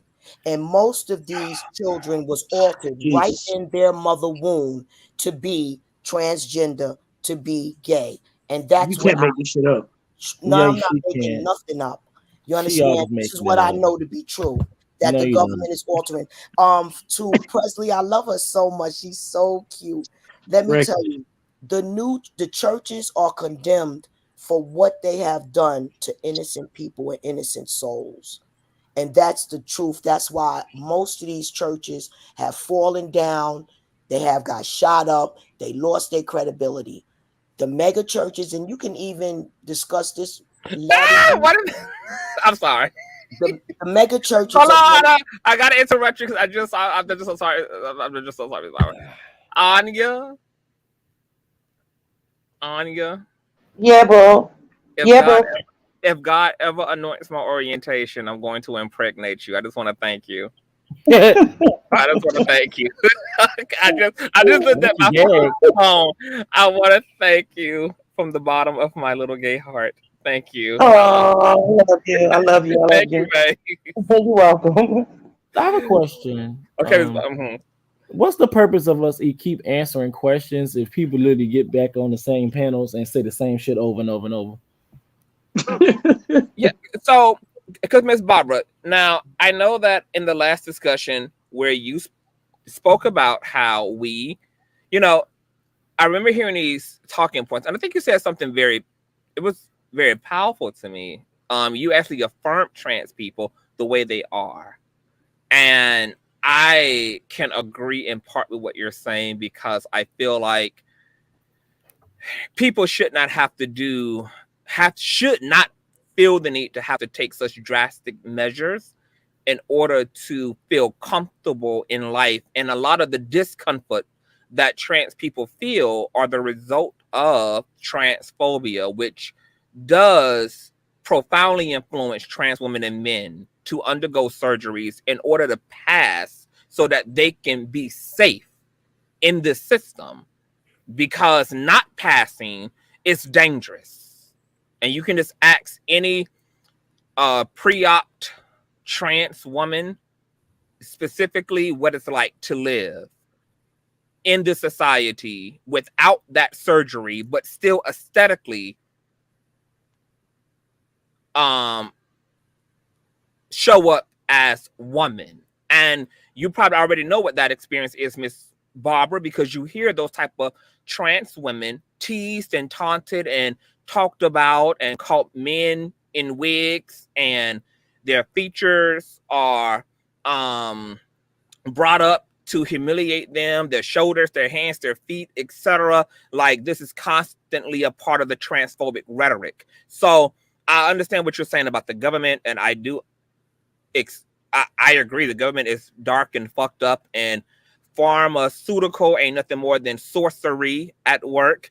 And there's a whole conversation for that. But also, beside that, are trans people attempting to navigate a very oppressive society and do things that ensure their safety, because not transitioning, but attempting to still show up aesthetically as female is something that has been painful and sometimes led to the death and the brutality of trans women's lives. So we can, there's a place for the conversation around assimilation, but ultimately the way that we really resolve this, Miss Barbara, is not even by getting the victim within a victim within a victim within a victim to self-actualize in that way. I'm more so interested. So a lot of people always wonder, where do I get a specific talking point from as it relates to who to put the pressure on when there's a problem? And I get that from Jesus, who, if you noticed, always applied pressure to the overall, to those who consider themselves normal, to the majority, to those who were that is who Christ pressured to provide space for. So I think we need to continue to deal with the direct issue of transphobia so that trans people feel safe enough, affirmed enough, comfortable enough in what they are and what they have available to them without having to undergo surgery, unless that's something that they just want to do, but erase the pressure to have to do it. Make it completely elective surgery that is just out of pure desire, but not out of safety, not out of navigating. And that's only going to change for trans people by turning the tides on transphobia. But as long as transphobia exists, trans people are going to assimilate in every way possible, whether they got to get that shit behind a back alley in somebody's basement, whether they have to undergo very dangerous surgeries in order to show up and to be able to walk freely and to have access to certain things. Like, all of that is about social equity, something that they don't have because of transphobia. So I just want you to know that the conversation doesn't do trans people a service around telling them don't do surgeries, etc., when they're still going to be brought back essentially to the same status in society. And if we want trans women not to be forced into prostitution and sex work and all of this, we've got to change a world that doesn't want to hire a trans woman to be a CEO or to be a hairstylist at a notable salon, or isn't allowing trans people into these other spaces. Like, you can't talk to the victim without addressing the bully. Like, the bully has to be addressed no matter what you tell the victim. You can tell the victim, hey, pray for them. This person probably getting beat up at home by their daddy. You can make all the excuses for the bully. You can say you're beautiful. Fuck them kids. Fuck the magazines. Fuck the whatever. And yet, that won't change the actual bullying. So we got to focus on the bullying. Does that make sense to you? It makes sense to me. And this is why the government has altered people so they can be condemned and bullied. I just want people to know that this is why the government demasculated a lot of the people in the ghetto with their medicines. They tricked them and they altered their bodies and they altered their minds. I said what I said, and I'm willing to die for that. I know this to be true. I know the difference of the medications. Being around a lot of pregnant women in the ghetto, they can't even take those prenatal pills. They always get sick. And they couldn't even take the prenatal pills that they giving them, the girls that are on benefits and everything. They was getting sick with the prenatal pills. So I was noticing how people were being altered by medication and by food and products. You know, they target people to get diabetes and all kinds of stuff. And this government is definitely targeting Black American people. Black Americans better wake up, because we are actually being targeted. Trust me. Ricky Smiley, I was hoping that he would come up with something and fight the government allowing all of this federline in the ghettos, destroying and killing all of these people. You know, but one thing we don't have to worry about is these hypocrite churches no more, because they are going to be a thing of the past. That's right. Because now we got dropped dramatically. Exactly. And like Larry Reed had prophesied and other people have prophesied, the internet are going to be the new mega churches. And that's just the bottom line. And excuse me, the Holy Spirit been told me, I feel like crying right now. I've been with you when you was 6,000. You understand? He said that wasn't even the truth. Let me tell you something. You understand? I didn't make a page until people started getting on my nerves. I made my page 2 years ago, but I was on the internet. You don't get that much energy and love and attachment. Look at all of the people that are attached to you. You are a minister. I'm not saying that to soup you up. I'm saying that for real. I'm a hood minister, Miss Barbara. And the platform and people will back me up. They come to your panel to get a ministry. You understand? That's what they do. They come to get healed. They come to get knowledge. And this is what you are giving up. And I'm proud of you. And I'm proud to be a member. Thank you, Miss Barbara. You're sweet. Look, a lot of people give me a hard time for making space for you, but I know. But a loyalty is everything, and your heart really does mean well, and I know that. So exactly. Well, good thing he knows that. I also want to say this: there are a lot of backstabbers that be on your panel. A lot of backstabbers. I'm telling you, go to my page. I had to curse one out. But guess what, Miss Barbara? Miss Barbara? And Jesus allowed those people to. I'm not pushing against anything. I'm not afraid of anything. I'm just letting you know you got a whole lot. Go to my page and see who I had to curse out. No, I understand. I look. There is no way to live this life without attracting the shadow reality. You're going to have your fair share of Judases, but that's Judas' plight. You know, like that's for him to work out.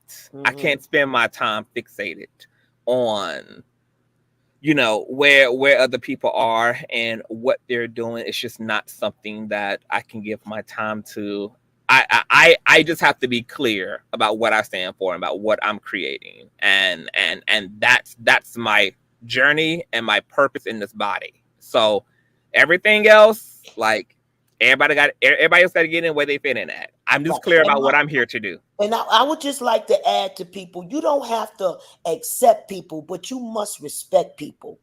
That's my whole thing. You don't got to accept me, but just respect me. And I'm talking about if I'm a transgender, you don't got to accept me, but just respect me. That's all.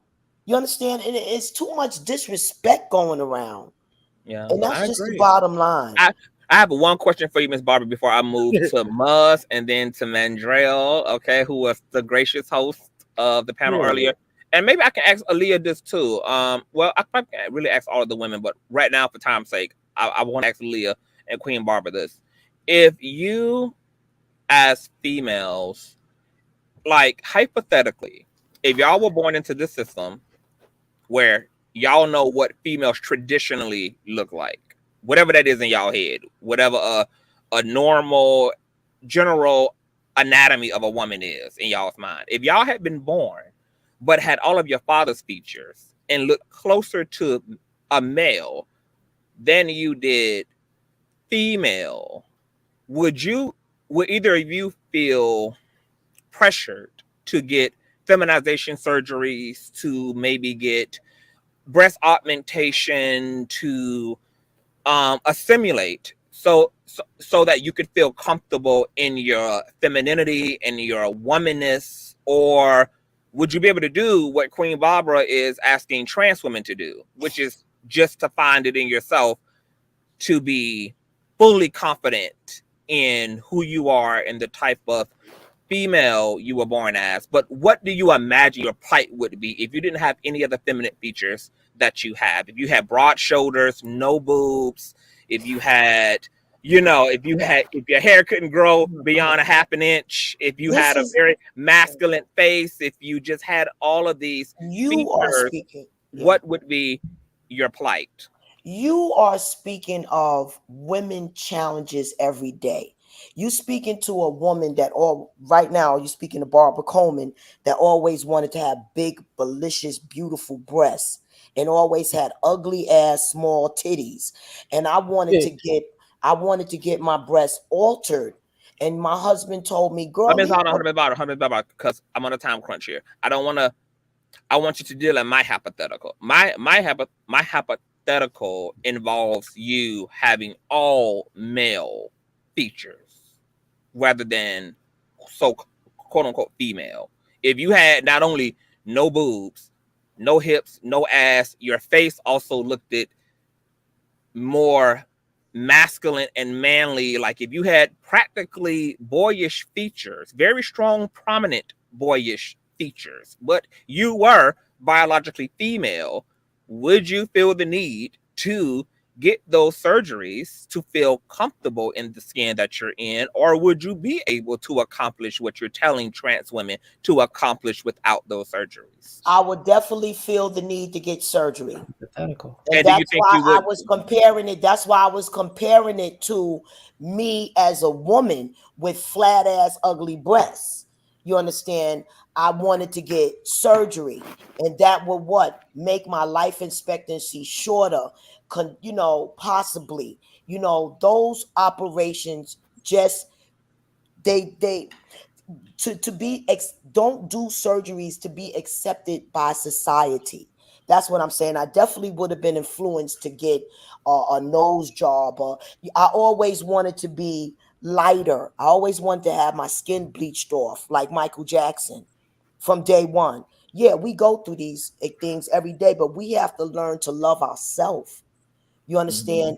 And the best part about the generation that I grew up in the gay community, because we was in the church, they always had to keep themselves disguised as one of the most handsomest men that ever walked the face of the earth.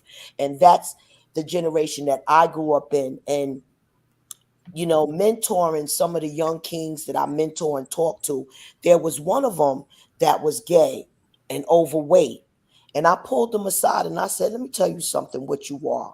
You are a fine ass GQ. Let me explain that to you. Trust and believe that. When you start exercising and take off this weight and dress to your best, you're going to see that you are so attractive. Right now, he's damn near a model. He's so handsome and beautiful. And, you know, and he, in a fighter, you could give you the personality of, I don't know if y'all watch the Zoot Network. He fights like Jonathan. Will bust your ass. You understand what I'm saying? So, you know, people have to find, even women, we have to stop all of these surgeries because they are just shortening our life expectancy. You know, our organs won't run the same. Our bodies won't heal the same. You know, so we can't get into that. I'm so glad my husband talked me out of that. Like, girl, leave your breasts alone. Leave your butt. I'm glad that you were honest about feeling the need to get the surgeries. And I'm always going to opt for self-esteem and self-love over it all. But I also am not, I don't want to be insensitive to the effect that social acceptance and living within a peer group also has on our lives and the way we experience ourselves. I don't believe that self-love should be birthed out of being abused, which is what we're talking about, transmuting abuse into self-love. While it can be accomplishable to love yourself, that shouldn't come out of being destroyed and being humiliated and being oppressed in any particular way. The path to that should not be as grueling as it is in this world for women of all kind. And to your point, I'm not even going to go there, but to your point, women at large deal with self-esteem issues around their image for obvious reasons. The beauty community is completely directed at women and women's body, women's image, etc. So trans women, cis women of all kind experience body dysmorphia in various ways and constantly are, conflicted about their femininity, etc. in this particular broken system. And I don't think that, I think women should, once again, the focus should be find love, therapy, do your work, but we also have to change a system that sometimes is more powerful than our ability to self-love, because this thing is super political and it's super mainstream in terms very of political. In terms of and it's medical on our psyche. When you're constantly being bombarded with images on Instagram, TV, etc., when you have the majority of people moving in this direction about this rather than that, and you're the only voice in your head saying go right, go right, go right, go right, go right, no matter what, go right, go right, go right. You can still go right, but there is a reality to that bombardment and that influx of stimulation that is constantly pulling on you. And I do think it's disproportionate as fuck. I don't think that even the people trying to find self-love have a fair shot at that in this system. I think the fuck shit is more at large than the messages of light and love and self-actuality. I think the food deserts and the access to things that destroy you physiologically, biologically are more accessible than the things that don't. I think that all of the trash is hanging on the clearance rack and being sold for $1 under an economic system that's already broken, that forces people to get in how they fit in, to access what they can in order to survive, for their families to survive. There's layers and layers and layers and layers upon Satan sitting upon all of this stuff. And while, yes, once again, I'm not going to denounce the fact that we can still find ourselves even under Satan's umbrella, but we got to destroy Satan's umbrella, fucking period. I don't give a damn if we can't find ourselves under it. The fucking umbrella, the storm got to go. Hurricane Satan got to fucking go. Hold on. While I can rebuild my house enough times after Katrina got to fucking stop. Katrina gotta fucking stop. While we can rebuild ourselves enough times after the hurricanes, the hurricanes are also unnatural as fuck, and they got to go, because living this way, most of us are just surviving the world and not actually able to experience this shit and take in the beauty of creation. Most of us are having just to survive our sanity and maintain our mental health. And I don't think this was God's plan. I don't think this was the way it was supposed to be. This is what the fuck it is.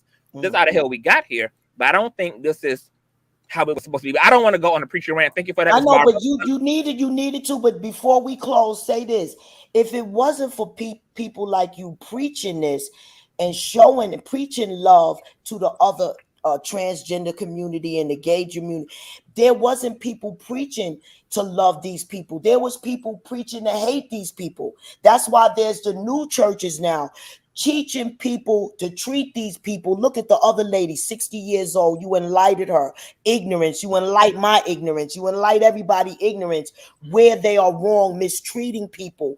And we haven't had this ministered with the King James and the Old Testaments and the Quran and all of these Bibles and the religions. Nobody has ministered this.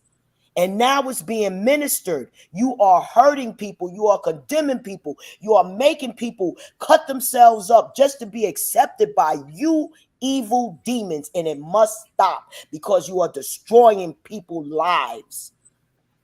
Now I can close my case. I agree with Barbara. Thank you for that. Aaliyah, I wanted to ask you the same question too. What do you think would happen to your sense of self if you weren't born the way you were? I mean, I definitely think I feel that pressure. And I actually agree with Miss Barbara, even, you know, as a woman who presents as a woman naturally, like there's all those different pressures and beauty standards and ageism, but I won't get into that. But I definitely feel like if I looked masculine and I felt like I was a woman, then I would look that way, especially because of the violence and the vitriol people have for people that don't fit into the gender binary the way that people think it's supposed to be, because it's more than just like being a cisgender woman and wishing you had a Coke bottle shape. Like if you don't fit within this binary, people are violent. It's actually dangerous. Even when you do, even when you do fit in, even when you do fit into that, so it's even quantified if you don't fit in to that binary. Because you know, I always have this question when the trans comes up. You know, when the trans issue comes up, because a lot of women, a lot of cis women will tear down trans women and say, you know, there's more to being a woman, and even though the LGBT community has made a distinction now between female and woman social construct, female biological, etc., that a lot of women will say, you know, you can't just put on a wig and some lipstick and some heels and call yourself a woman. But trans women identify as women, not as female. But I also argue that cis women, despite having all of the biological equivalents to define the term female, still also choose to put on wigs, weaves, they heels. Like there are things they feel they need to do to feel feminine. There's things they have to put on every day for a lot of women, that a lot of females that like it's not enough that they have a reproductive system. It's not enough that they have a wound. It's not enough that they have a period. It's not enough that they you know, have estrogen. It's not enough that they have these things. They still need to dress according to the according to the clothes that are assigned to their sex. They still need to participate in those things to feel valid and to feel like a lady, etc. So it's always interesting to me, and I always wonder if cis women ever ask themselves, you know, if I have all the things that qualify me as female, but yet I still need to get my hair done and have my lashes on, and I still need to put my makeup on, and I need to have my hair a certain length in order to feel like a woman. If there's things that I need to do outside of my biology to feel feminine, then damn. Then what does that say about trans women who, you know, if I'm saying that's just a man in a wig, but hell, she need her goddamn wig like I need my damn wig. She need her heels like I need my damn heels. She need her makeup like I need my damn makeup. But we, like these are just things that we assimilate to because of the social equity behind them in this culture and the things we do to fit in or whatever the case may be. But I think people have more in common than they do not if they would just really think about the issue and really just kind of unpack it with a sense of common sense and compassion. But thank you for that, Leah. I want to finally get to Muzz and get to Mandrell. Muzz, are you there? Can you hear me? Because you're on mute. Yes. Could you guys hear me? How's my sound? Yes, we can hear you. Welcome to the platform. Your thoughts. Thank you. I was just going to address that queen that said that in the Bible it doesn't condemn homosexuality, but I think you touched on that, right, Conscience? You touched on that? Yes, I did. Mm-hmm. Okay, so I'm not going to ask that. I just want to ask this question to Aaliyah, Reckless, and you, CTV. Okay. I've been going through these stats. I went through the World Health Organization, Pew polls, and in the US as well as Canada. And what's with the high suicide rates? And can you just add on to that? Like why is it so high among either the young and the old? Could you guys kind of touch on that? Okay. Can you say your question again? I'm sorry. The question is, right, I've been studying the WHO, which is the World Health Organization. And what they do is they go around the whole world and they're taking polls basically among gays, transsexuals, and all that stuff. And their suicide rates are higher at the age even teenagers. Like I'm talking about, they're talking 13 to 19. And then they even went higher, 30 to 35, even in the 50s. And it was the highest that I've seen. And I've seen a couple of them. You know what I mean? I just want to get your take on it. Are they bullshitting or is there something behind it? Why the self-deletion rates are super high for queer folk? Yes. And also, they did say also LGBTQ also. Okay, yeah, because that's what I mean by queer folk is LGBT folk. So you're saying it's just for LGBT folk? Is what you're saying? To be clear, both LG and non-LGBT folk. No, trans, sex, trans and queer folks. Okay. Reckless, I'll let you answer that first since I just went on a whole babble. If you're still there. His ass gone.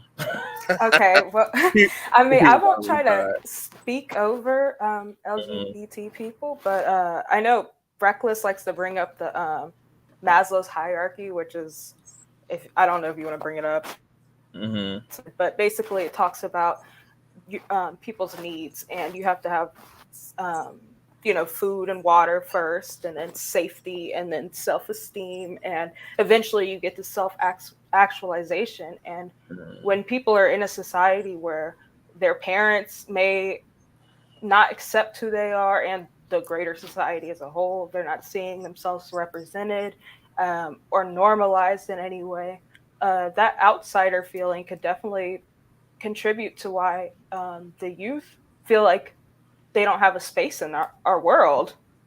And that's definitely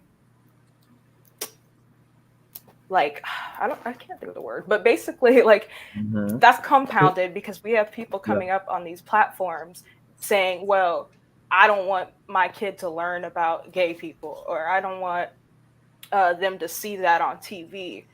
And then they also don't want to accept that they're creating a space that tells people in one way or another that they don't have space in this world for them. Yeah. So that's definitely something that can be internalized.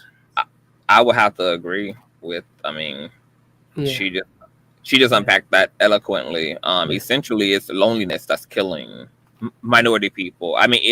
Think about this. If people, because we see certain things happen to the rich and the famous. We see these people get on drugs. These people enter into rehab centers. Look at Eminem. Look at Mariah Carey. Look at Britney Spears. Look at so many of our celebrities at the top who had essentially it all, who are collapsing under this sense of loneliness. So like Leah just said, imagine, I mean, that's super compounded when you are talking about minority people who don't even have a third of that and are existing within that type of isolation emotionally, that type of isolation physically.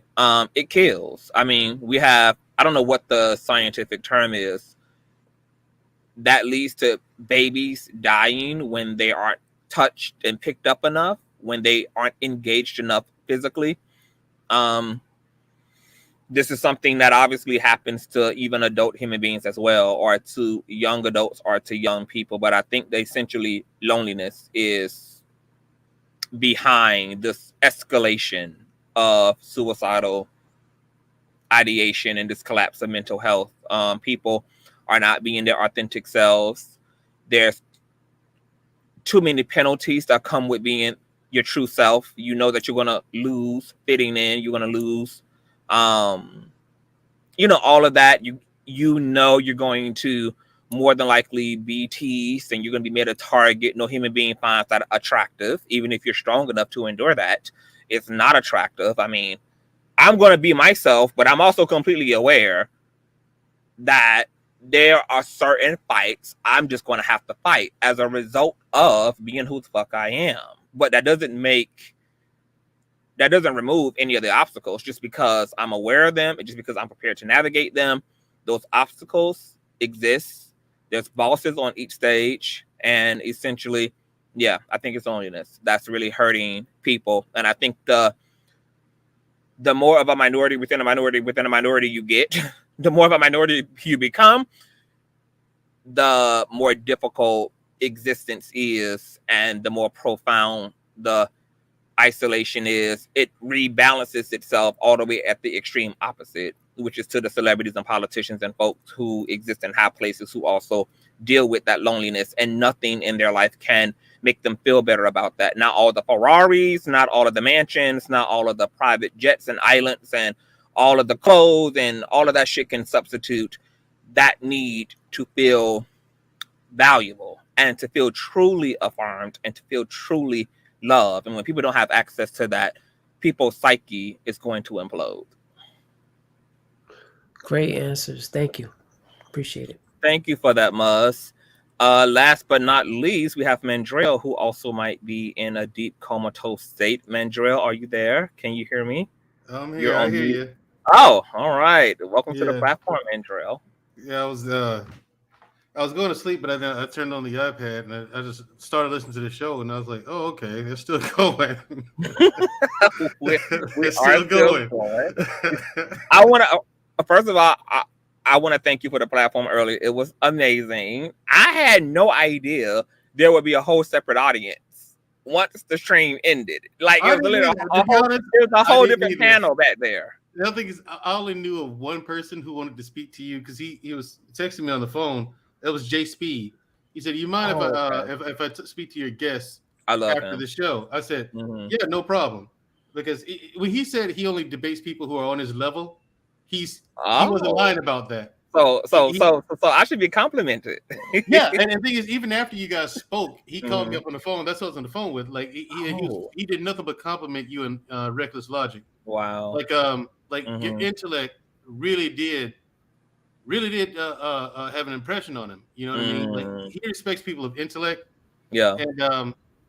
And he'll only talk. He's right about that. He'll only debate and talk to people who he feels is on his level. I said, listen, man, those two are sharp as razors. Yeah. They are really sharp. That's why you chose us. Exactly. Yeah. Yeah. I mean, I was very careful about who I wanted in this conversation. Like, you know, because only people who have a certain level of maturity and intellect and willing to come in and have the conversation in good faith, should be in that conversation, in my opinion. Because there's a lot of people, as you saw tonight, who are just ignorant of the culture. They don't know anything, and the only thing they know is what they've been told. They've been told their whole life that this is bad. They've been told their whole life that this is wrong. You know, myself included. Like, when I first met you, I told you, I know next to nothing about gay culture or LGBTQ issues. I know hardly anything. So that's why I ask questions. I don't really make statements. You know what I mean? I'll ask questions about things because I don't know. And the more people that came up on the panel when we dropped the link tonight, like everyone just had questions for the most part. And that was kind of one of the things I wanted to do for the first episode was like, okay, let's make the introduction. Let's let people get their questions out so they can actually understand that these are people too. These are human beings. Why would you treat them like trash or less than? And these are Black people who are still going through some of the same struggles we went through 50, 60 years ago within our own community. That's the sad part to me. I see Black people treating Black people the way white people treated us during Jim Crow and during, the civil rights movement and all that. It reminds me of that. And then you see the bullying and stuff like that. I'm just like, listen, come on. Like the circles I travel in, like if we saw someone picking on gay people, we're looking at that guy as the weak one. Yeah. You know what I'm saying? The bully is the weak one. And I mean, and we'll help because I'm like, listen, you understand, like I got gay relatives. I got gay friends. And the gay part doesn't come out like ever. You know what I'm saying? Like it never comes up. We don't talk about it. I'm just hanging out with friends. You know, and you guys did a brilliant job tonight. Thank you. I can't wait to see it. Yes, it's drop the link again for people that don't have it. Miss Barbara, it's on the community wall. So if you go check the community wall, and I'm a cite it underneath the description box, but it's on the community wall too. I had posted it earlier. I wanted to ask you, Mandrell.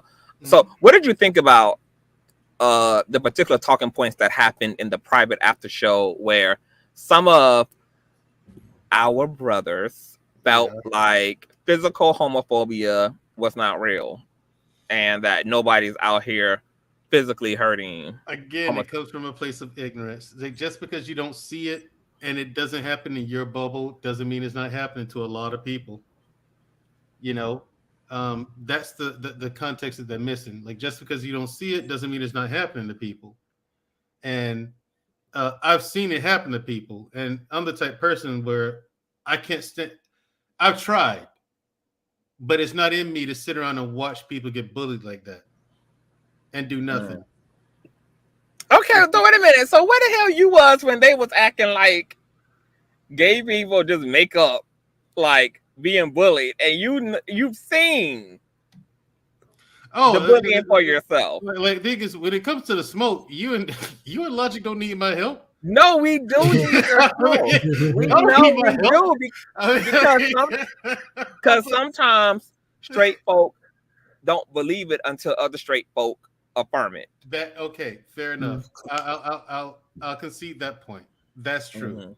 But I was walking around getting things straight back here. You know what I mean? I'll just I put myself on mute, but then turned on the speaker so I can hear the conversation. And I was like, okay, fellas, let up. You know what I'm saying? And they have to understand. I'm like, those are guys that I think know better. Like they know that just because you don't see something happening doesn't mean it's not happening. Like I've been in conversations with them about that before, like not about the LGBTQ community, but other subjects. You know what I mean? And so I'm like, I know that they're familiar with that concept. Like why it didn't strike their minds tonight, I don't know. You know what I'm saying? So do you think that they were bullshitting, or do you think that they really believed what they were saying, or they knew what they were saying was cap and just insisted anyway upon?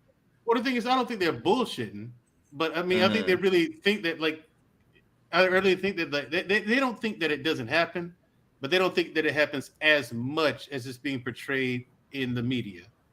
That's what they think. Like they know it happens, but is it? And really it's not even being as portrayed in the media. To be honest, the media has felt queer people on really highlighting the abuse that goes on in the households, the abuse that goes on in the school system, the abuse that goes on in communities toward queer folk.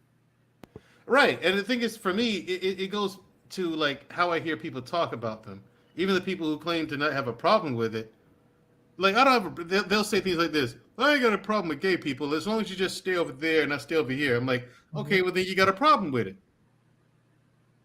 You know what I'm saying? I mean, you just contradict Because what's yourself. the difference between that and white people saying I don't have a problem with black people? I just want y'all to drink from another water fountain and live in other communities and not marry our women and stay over there. Like because I'm always baffled when, once again, like we as black people would never accept that type of rhetoric and talking points without calling it racism. But all of the things that queer people consider homophobic, the straight community is like, that's not homophobic.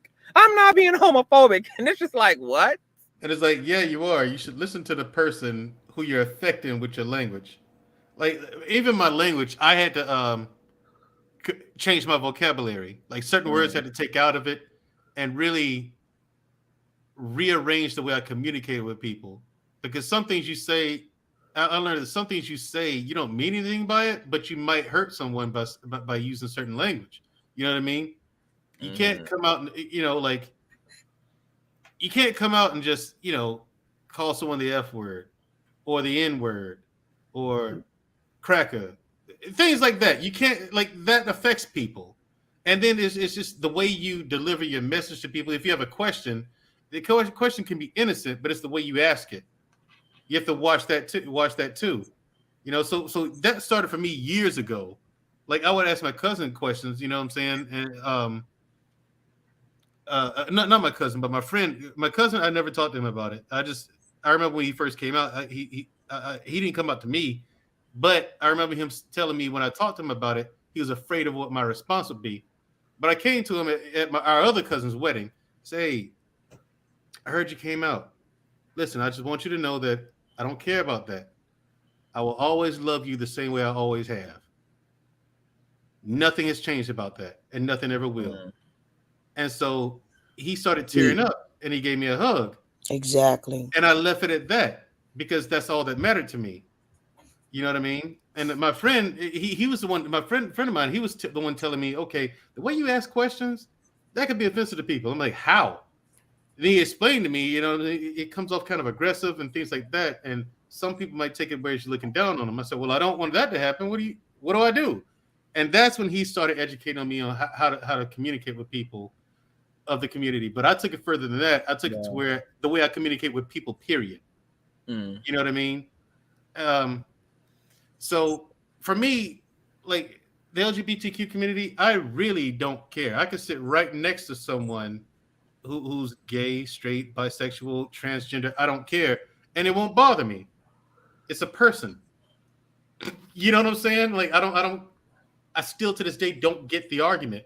That's because you are a sane, healthy, logical, rational person with a full humanity. So it's hard to understand, like, people who have a dehumanizing ideology, because you're such a human, and you're such a human in your perception of other humans. So I don't think we will ever be able to understand the psychology itself. We know it's problematic, but in terms of trying to understand why it makes sense to people and how is it that's able to happen, I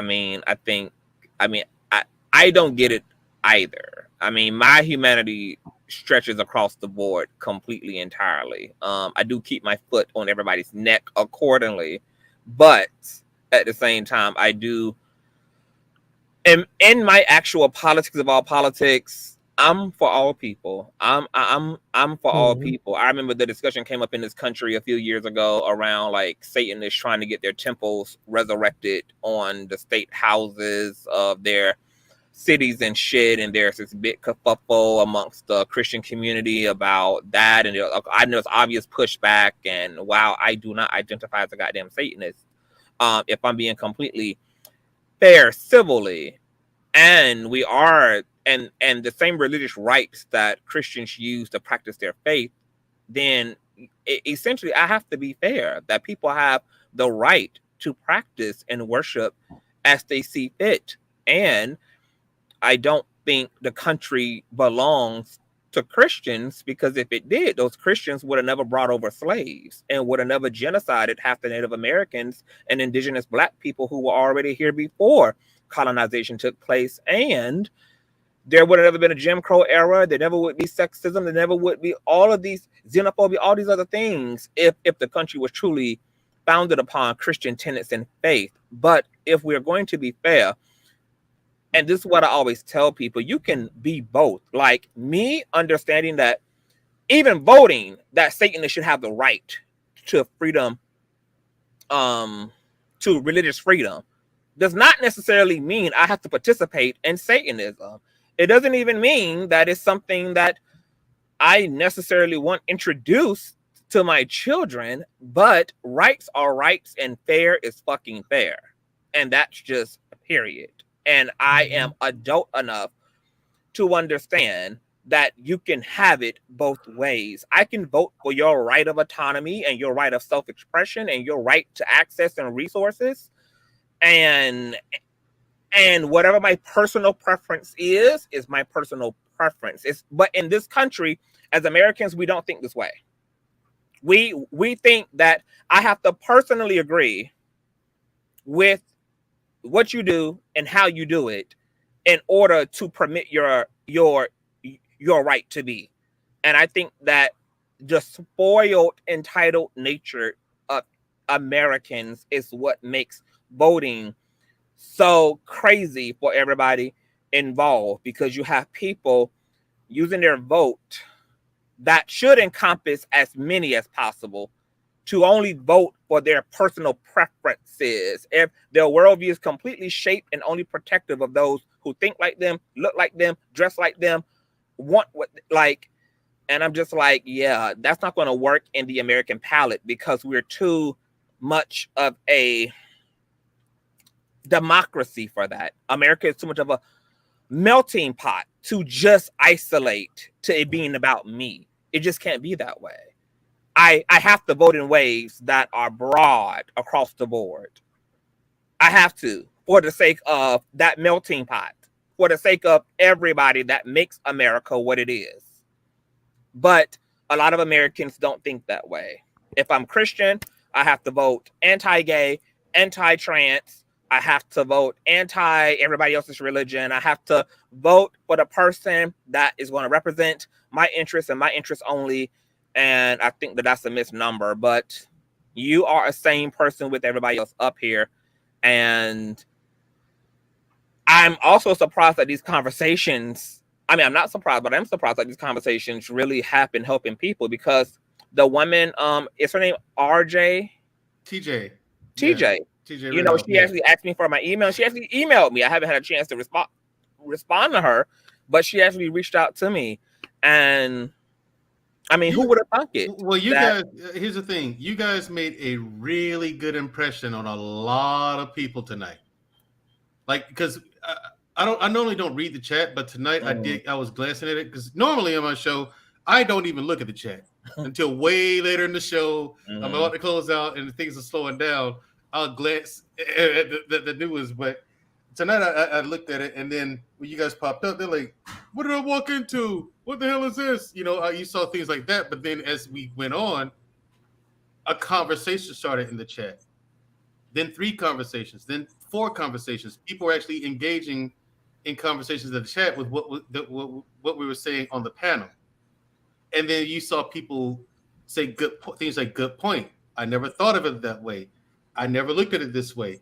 Hey, that's a good point. That's a good idea. You start hearing things like that. So you guys made a big impression on a lot of people tonight, as I knew you would. And that's something that needs to happen a lot more often. It's a conversation that needs to happen, but no one's having it. So all we have is a bunch of ignorant cisgender people who know nothing about LGBTQ plus people, know the culture.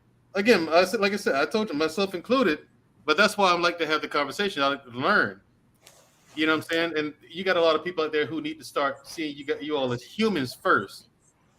You know what I'm saying? They need to learn these are human beings. Okay, these are people with families. You know, and they do go through a lot. Look at the way you don't even cause them trouble, but look at the way you look at them. Look at the way you think of them. And you have no reason to think this way of people. Preach and teach. Tell them about it. Right. And then they say, well, the Bible says, like, yeah, that's in the book of Leviticus. Jesus Christ, who is your shining example of what a human is supposed to be, never said a word about gay people, and neither did St. Paul.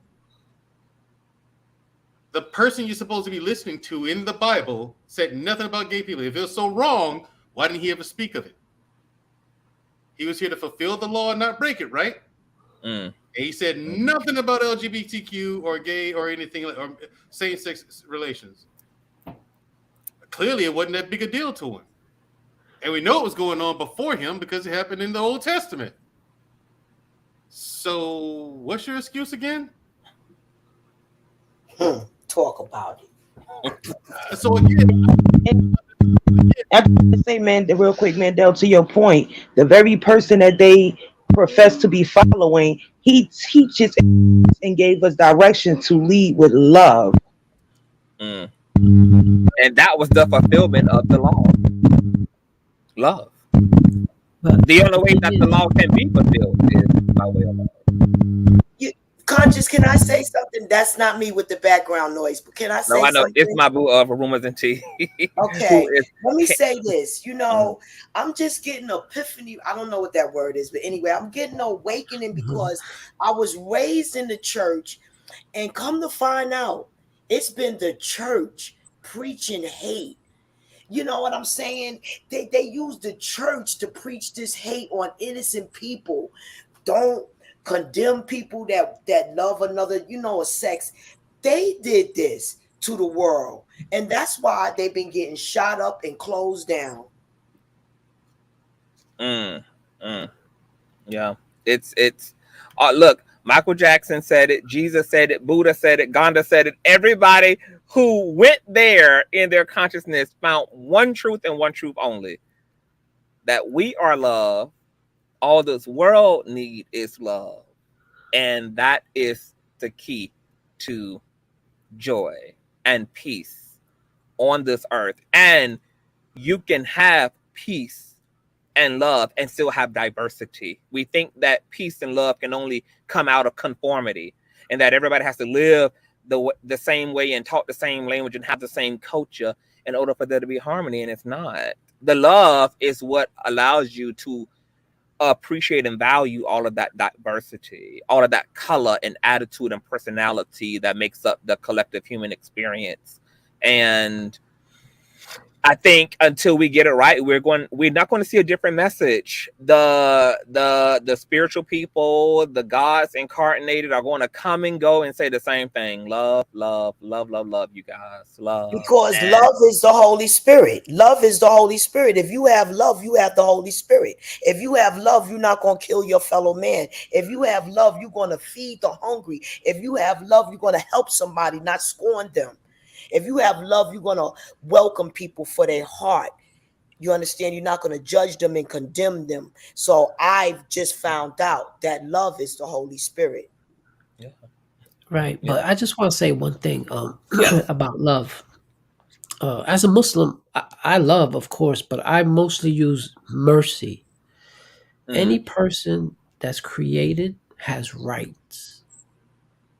God ordained rights. Divine rights that you must respect. With this love here, right? If you follow this love, no one would have fought Adolf Hitler.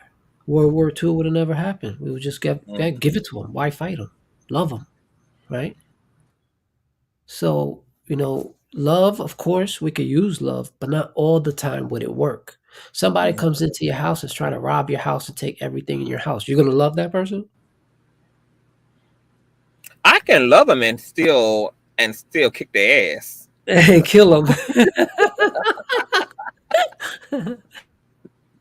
I can love you and still correct you, because a love is also a boundary. I think it also probably depends upon what we imagine when we think about love. Like, I love even those I chastise, and I think even the scriptures talk about God chastises those that he loves. I don't also identify God as a pronoun or as he or she, but just in citing the scripture, like, love is boundary, love is respect, love is all of those virtues ran up and together. And somebody just said that in the chat. Somebody just said, let me see it here.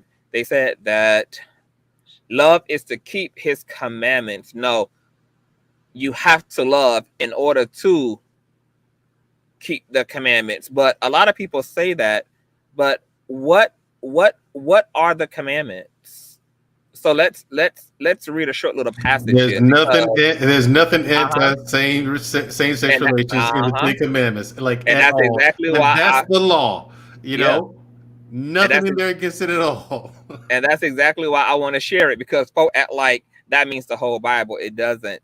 So let's talk about the commandments of Jesus. The commandments of Jesus must not be confused with the 10 commandments in the Old Testament. Jesus said, quote, "If ye love me, keep my commandments." As you study these commandments, orders of Jesus, it will become evident that God is not only the God of grace, he is also the God of expectations. Obeying the commandments of Jesus will bring you rewards. For example, ye be born again is considered to be one of the commandments of Jesus. Those who obey receive eternal life. The Old Testament commandments beautifully teach what God considers to be sin, but they require perfection, and no person has ever been perfect or good enough, so it can only bring condemnation. However, Jesus, being the Son of God and therefore perfect, could and did live up to the requirements of the Old Testament law, and by doing so was qualified to die in the place of all who would accept him as their Savior. There is now no condemnation for those who are in Christ Jesus. Jesus was asked, "Teacher, which is the greatest commandment in the law?" Jesus replied, "Love. Love the Lord your God with all your heart, with all your soul, and with all your mind. This is the first and greatest commandment. And the second is like it. Love your neighbor as you love yourself." So here it is. You see, God, the commandments of God are about, first of all, the actualization and experience of God. Anybody who's experienced a true God knows that God is literally what love is. And then from there, your religion is the practice and evangelism of that love. To love your neighbor as you love yourself. That is the practice of being God. This is why Christ, even in his teachings to the disciples, said, I forgot where the hell I was going actually, but Christ is taught, your spirituality is your experience of that love, and then your religion is the practice of that love. And the real goal of being a believer, period, or being a follower, a light worker, whatever you want to call it, Muslim, Christian, Buddhist, just a loving person, is to have practices that keep your heart from corruption so that you can continue to love. And what we're hearing in a society that's sexist and deeply misogynistic and homophobic is that a lot of people's heart have become tainted. A lot of oppressed people are now wanting to be the oppressor as a result of being hurt themselves. They don't know how to survive oppression other than to oppress as a result of being oppressed.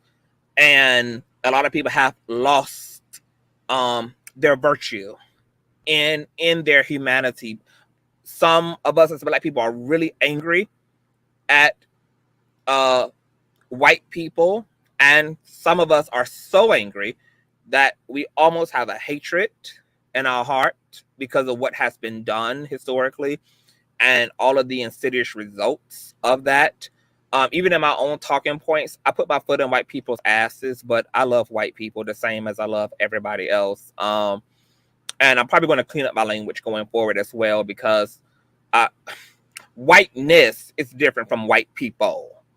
The social construct of whiteness, that exactly the privilege that they benefit from, is very different than the people themselves. And there are just as many great, loving, virtuous white people as there are melanated people, Asian people, etc. Because as we established on your platform, Mandrell, that evil and wickedness is not bound by any particular creed, race, religion, sexuality, that all people are capable of evil. All people are capable of atrocity. All people are capable of being uncivil and being downright demonic, etc. That this is just something that is synonymous to the human experience. But nonetheless, love. We need to love. And more importantly, I think people are going to have to experience God in order to really know what the fuck that is, or what the fuck that should look like. And I don't think enough people are having an experience of love. They have an intellectual unpacking of it because they identify with a religion. They learned about love through what they saw on paper, what they read out of a Bible, what their mama told them, or how human beings treated them. Is where they get their data for what's love. Whatever truly love is, I believe is what the hell I experienced last year when I was on edibles, baby. Like that to me was the love of all loves, the king of all kings, baby. Like that was a crowning experience of the sheer nuclear atomic power of love. And it is explosive and creative and transformative, and it is beyond intellect. It transcends all of that. When I came off of my edible experience, I realized I was able to relate to why people go and start cults and religions, because when you come out of something like that, like you want to tell the world and you have to evangelize that message, and it's so explosive. It's such an explosive reality, and it's such an explosive encounter of the third kind, and it's something that is just so imprinting on your psyche that I can understand how the ego can hijack that and then start systems that may have been birthed out of good intention, but nonetheless end up doing the work of evil. But my God, today, there is nothing in my reading of the Bible, there is nothing in any romantic love or family love that I've ever experienced that could have prepared me for the universal cosmic love I experienced when that edible ripped me from the passenger seat of the car I was in and suctioned me through the roof and dropped me off into the Sacred Heart of God. For 3 hours, I was on my face, melting into the carpet of the goddamn hotel because I could not even stand up in the presence. I want to buy some. Thing. Like this, look, I don't even do edible. Are you sure that was an edible or was it ayahuasca? That was what was so jarring about my experience, because my homeboy at the time, he had went by a dispensary in Atlantic City because I was there visiting, and he's a smoker on a regular basis. He knows I don't smoke. So he was like, look, I'm gonna get you some edibles. I'm like, well, you know what? I'm on vacation. I might as well YOLO get my life. You know, I don't mind. I'm with somebody who understands how to navigate cannabis and all of this. So whatever. So I took a I don't know if it's an up or a down. I don't know what it is. It's but the name of the edible translated means heaven. And he told me, he said, look, you want to go all the way up? You're gonna go all the way down, baby. Like, you're gonna come all the way down, baby. And so I took 2 edibles. On the back of the package, it recommended 2. If you don't feel anything in about 40 minutes, then it tells you to take 2 more. So about 40 minutes into my experience, I didn't even know the edible had hit. It first started off with me just laughing. Everything was hysterical to me. I mean, everything had me hanging out of the window. I was literally floored. Like, everything just had me bawling in tears, crying and laughing until I was like, literally, I was heaving while I was laughing. Like, I couldn't even catch my breath. That's how much laughter there was in me. And then I felt a magnetism, and it felt like what people call like a presence. I felt a very distinct magnetism. And I remember telling my friend as we were driving toward the hotel, I said, it's here. And he said, what's here? I said, it is here.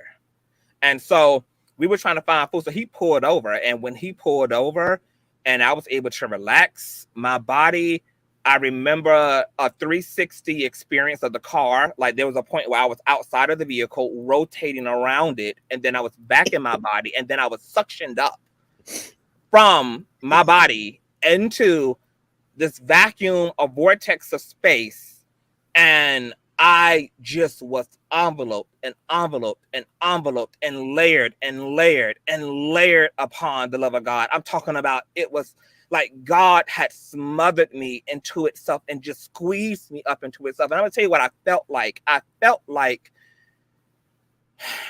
the way I experienced God was a little kid who had lost his teddy bear, or lost its teddy bear, and had found that teddy bear, and it was like this reuniting of twin flames. Like I felt like God picked me up and then just ran off through a meadow with me and just did not let me go. And I was sitting in this car with my friend crying, saying, he won't let me go. He won't let me go. He won't let me go. Like, he won't let me go. Like, I was a little in tears. I was like literally bawling. Like, I couldn't even take the love of God. Like, if it was not for the mercy of God, I wouldn't have survived the love of God. It was also unsurvivable. The love was beyond. And I have considered myself to be a human being that has loved deeply and that has loved from the deepest parts of myself when it came to other people, when it came to the way I loved my spouses and the way that I love my friends and the way that I loved my community. And in all of my loving experience, I have just never ever in my life experienced anything of this magnitude. And of course, that experience is way more nuanced than the way that I'm just condensing it for the sake of this conversation. But I also remember after coming out of that experience, I remember being so angry at the world because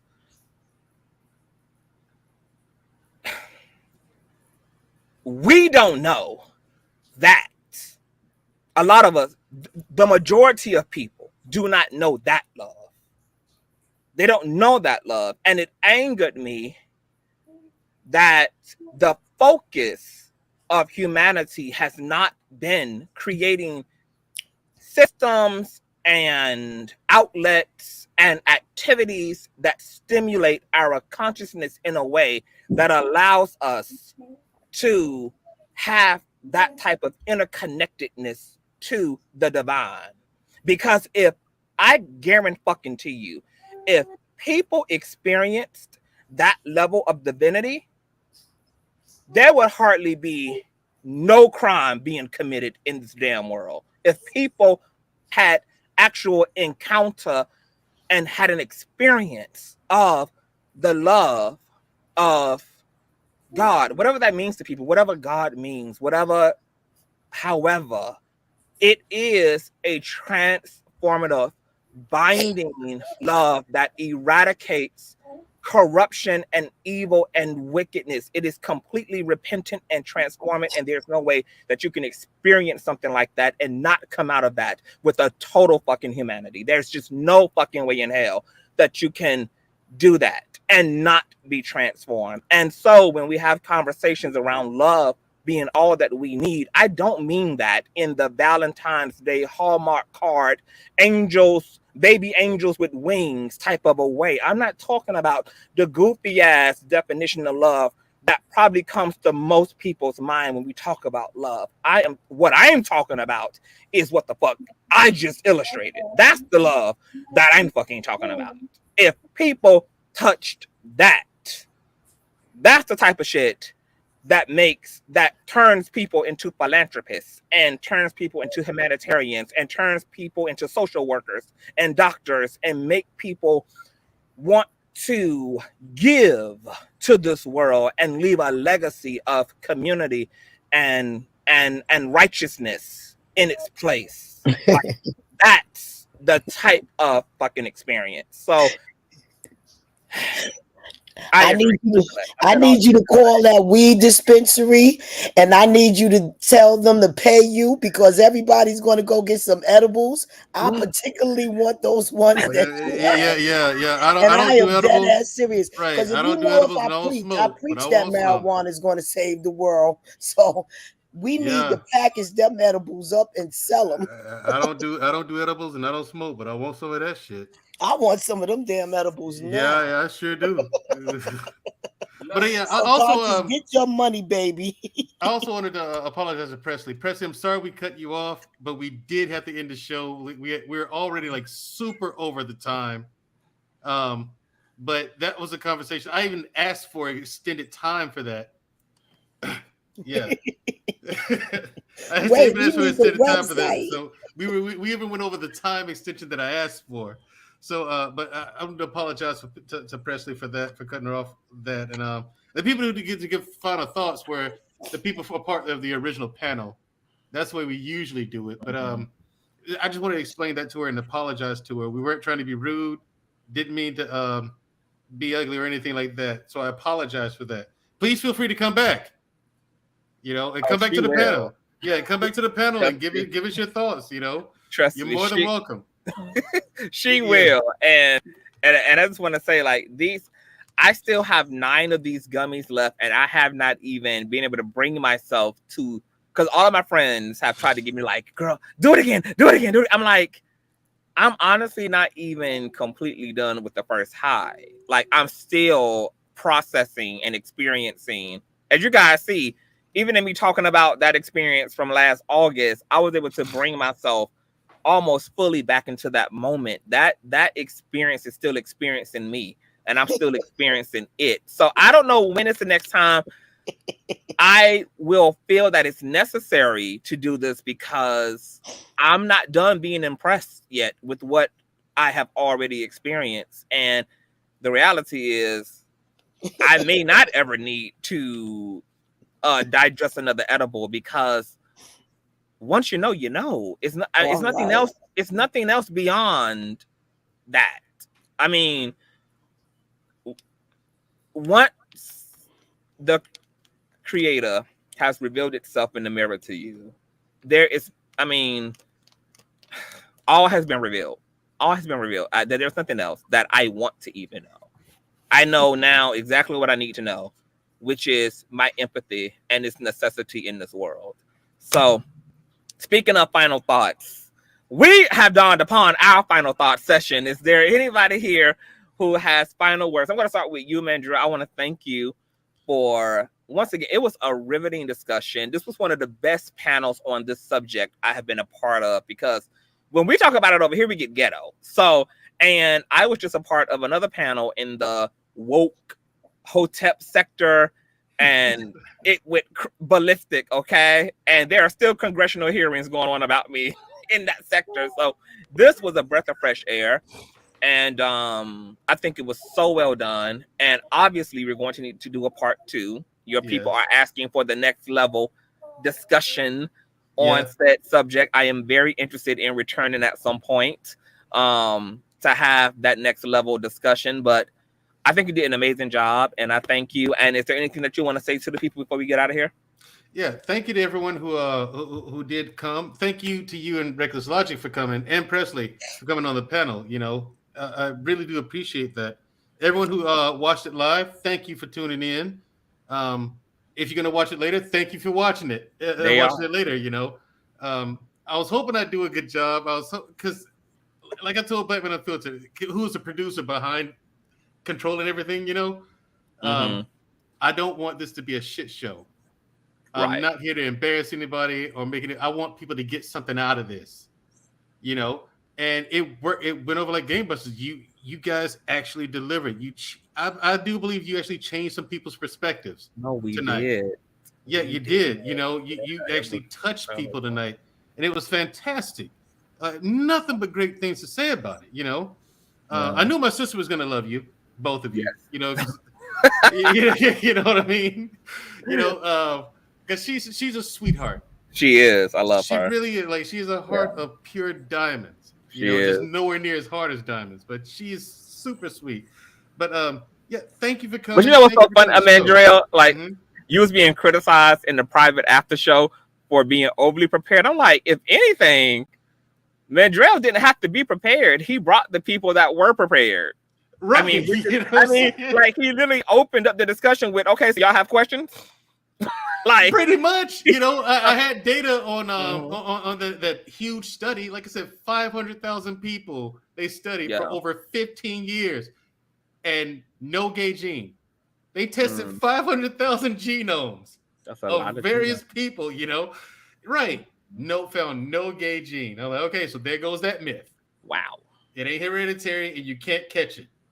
It's not a disease. Okay, get that out of your head. So I made sure to bring that part up.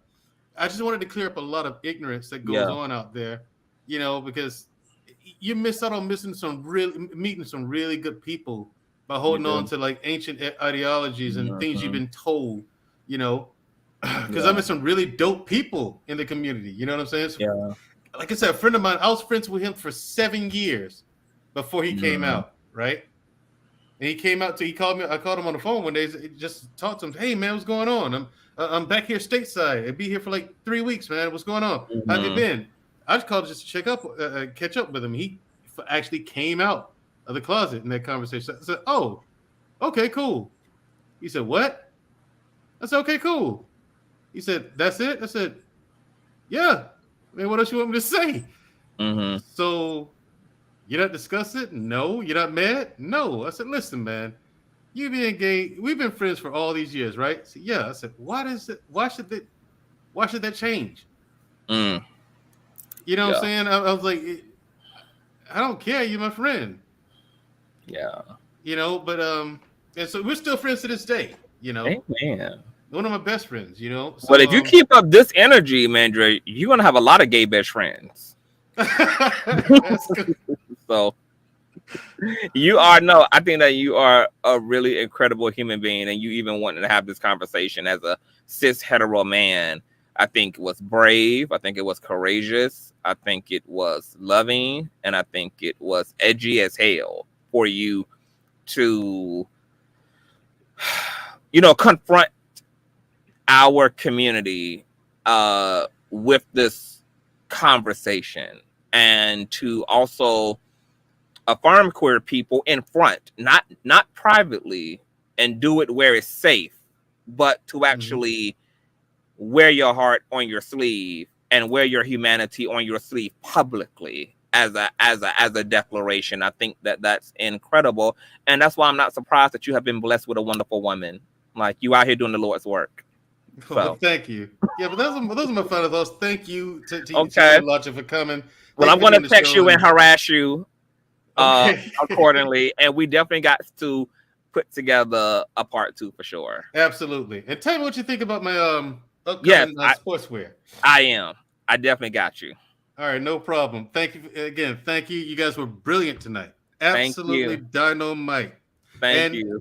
Part 2 is going to be something else. Something else of another, baby. We're going to take it. We're going to press the gas on part 2 too. So absolutely. All right. You guys have a good night. That was the Black Man Unfiltered, you guys. I'm going to cite the channel in the description box below, and I posted it on the community wall. Presley, are you still there? I think Presley is asleep. Yeah, she gone to the wind. Her and Reckless are both shot. They're done. They're washed. They're cooked. They're baked. So let me get Reckless and them out of here. Okay, Leah. I want to thank you for coming up. Such a sweet energy. I'm so glad you are a Conscious crew member. I hope you join further discussions and future discussions. But are there any thoughts you want to lead the people with? And if you have anything that you want to promote, if you have any social medias, any products, or anything that you just want, an audience to be aware of, you are more than welcome to promote. Yeah, I just want to leave off with what I came in here with, which was 45% of LGBTQ youth have serious thoughts of self-deletion. And if that's you out there, you have hope. There is a light at the end of the tunnel, and let Conscious be an example of coming out on that other side. And just know that there are a whole lot of people who are detached from humanity. The way Conscious would say it, they're Jason Voorhees. They're not operating like a human with empathy, but there are people out there, and hopefully with the work that people are doing, we can make it better for this next generation. And you have a don't ever forget that you're loved.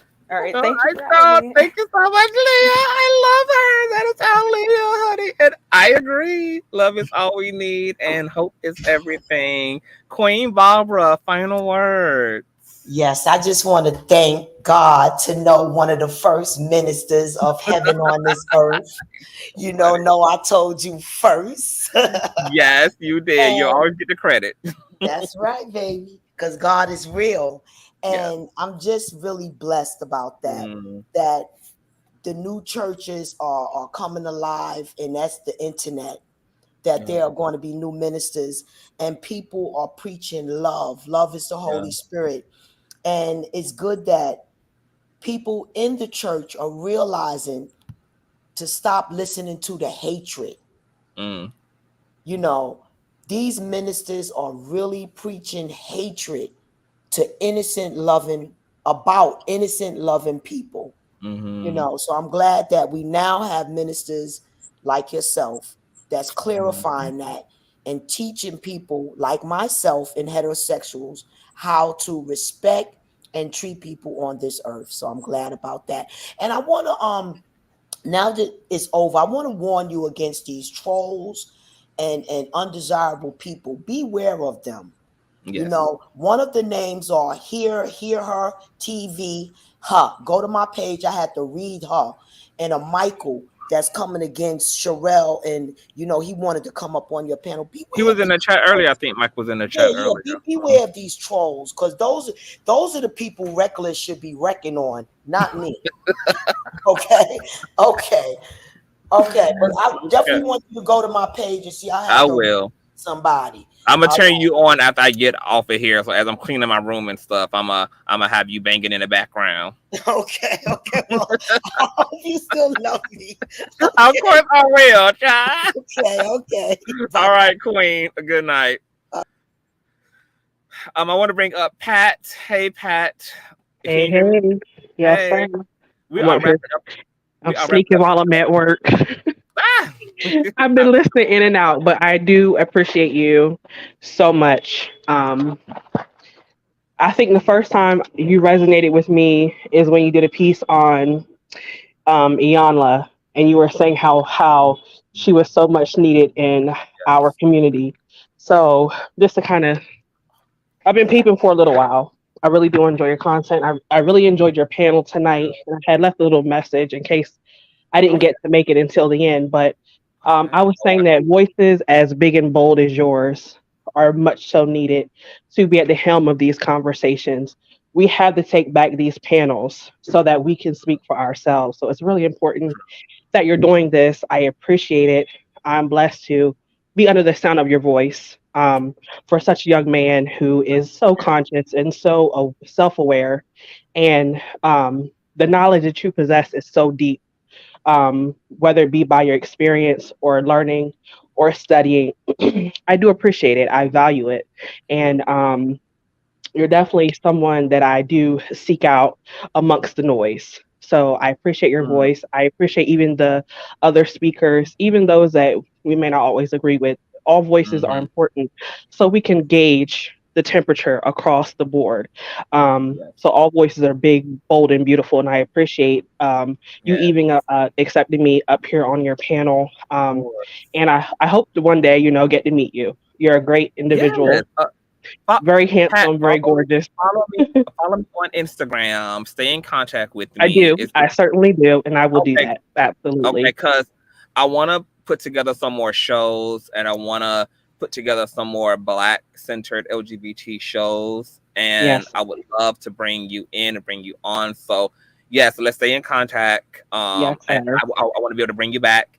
Let's do some things, create some things, and I appreciate you, and I love you, and thank you for joining us today. That means a lot. I love you as well, and everyone have a great evening. Thank you, Conscious, for your contribution and your voice. Thank you, love. That was Pat, baby. Okay. Muslim. I did not know that was you. I did not know you was Mus. You always sound different to me. You never. I don't know. I never can recognize your voice, Muslim. My God, today. Thank you for being up here, Muslim. Last but not least, my beautiful Anya, Rumors and Tea. She might be sleep as hell too. Are you there, Anya? Baby, everybody done passed the hell out, girl. I'm the last one standing, honey. I'm the last one. But that's it, you guys. Let me shout out to my donators. For those of you who donate to me through PayPal, I do get your donations. The notifications just don't come to my phone, but because Cash App is an app and I have the app, I still use the desktop version of PayPal. So I haven't downloaded the app on my phone, but I probably need to so that I can get those notifications too. But I do get all of your PayPals. I just don't get to see them in real time. But I want to thank all of my PayPalers. I also want to thank, of course, Rumors and Tea for your beautiful contribution tonight. I think I just got another donation. I want to thank Critically Drinking, my boy Critically Drinking. I want to thank Theresa. I want to thank Barbara. I want to thank Tracy. I want to thank Michelle, Latasha, my baby mother FB. And I want to thank Norma, who joined us earlier. Thank you so much, love. God bless y'all for, God just bless y'all for just being people who are keeping on, baby. Okay, the Conscious Crew is like no fucking other. These conversations will endure. I have some pre-recorded material that I'm working on, because even though I had that live stream about Africa, it kind of got hijacked by another type of conversation. But I really want to do a full breakdown, uninterrupted breakdown on Africa and what has happened to Africa and pre-Africa as it relates to gender and sexuality. So be expecting that pre-recorded material. It'll be way more structured, obviously, because it won't be a live stream where there's always a lot going on. But I just feel convicted to produce that content and to put it out there and make sure that it's out there and findable and searchable for those who want to know, and certainly for queer folks. So thank y'all. If you guys have not checked out the Black Man Unfiltered Network, please make sure that you give them a click and a view and check out our conversation, as well as all the other amazing dialogues that they have over there. If you guys enjoyed the panels and all of our conversations around Black men, Black women, gay, straight, love, patriarchy, toxic femininity, if you love like all of that type of topic, then Black Man Unfiltered Network is one of those networks that produces that type of content on a regular. They have great conversations. They always have panels, so you can always be super interactive and participate. I really love the platform, and we will be gracing them again, so please give them a click and a view. The link is in my community wall. I'll cite it in the description bar below. Please like this video. If you're new here, definitely subscribe. We'll be back to our bald-headed host shit later today, so I will see you guys later. I'm about to go decolonize my brain and woosah it all in and take in another beautiful day on this God-given planet. I love you all, and I will see you guys later. Peace.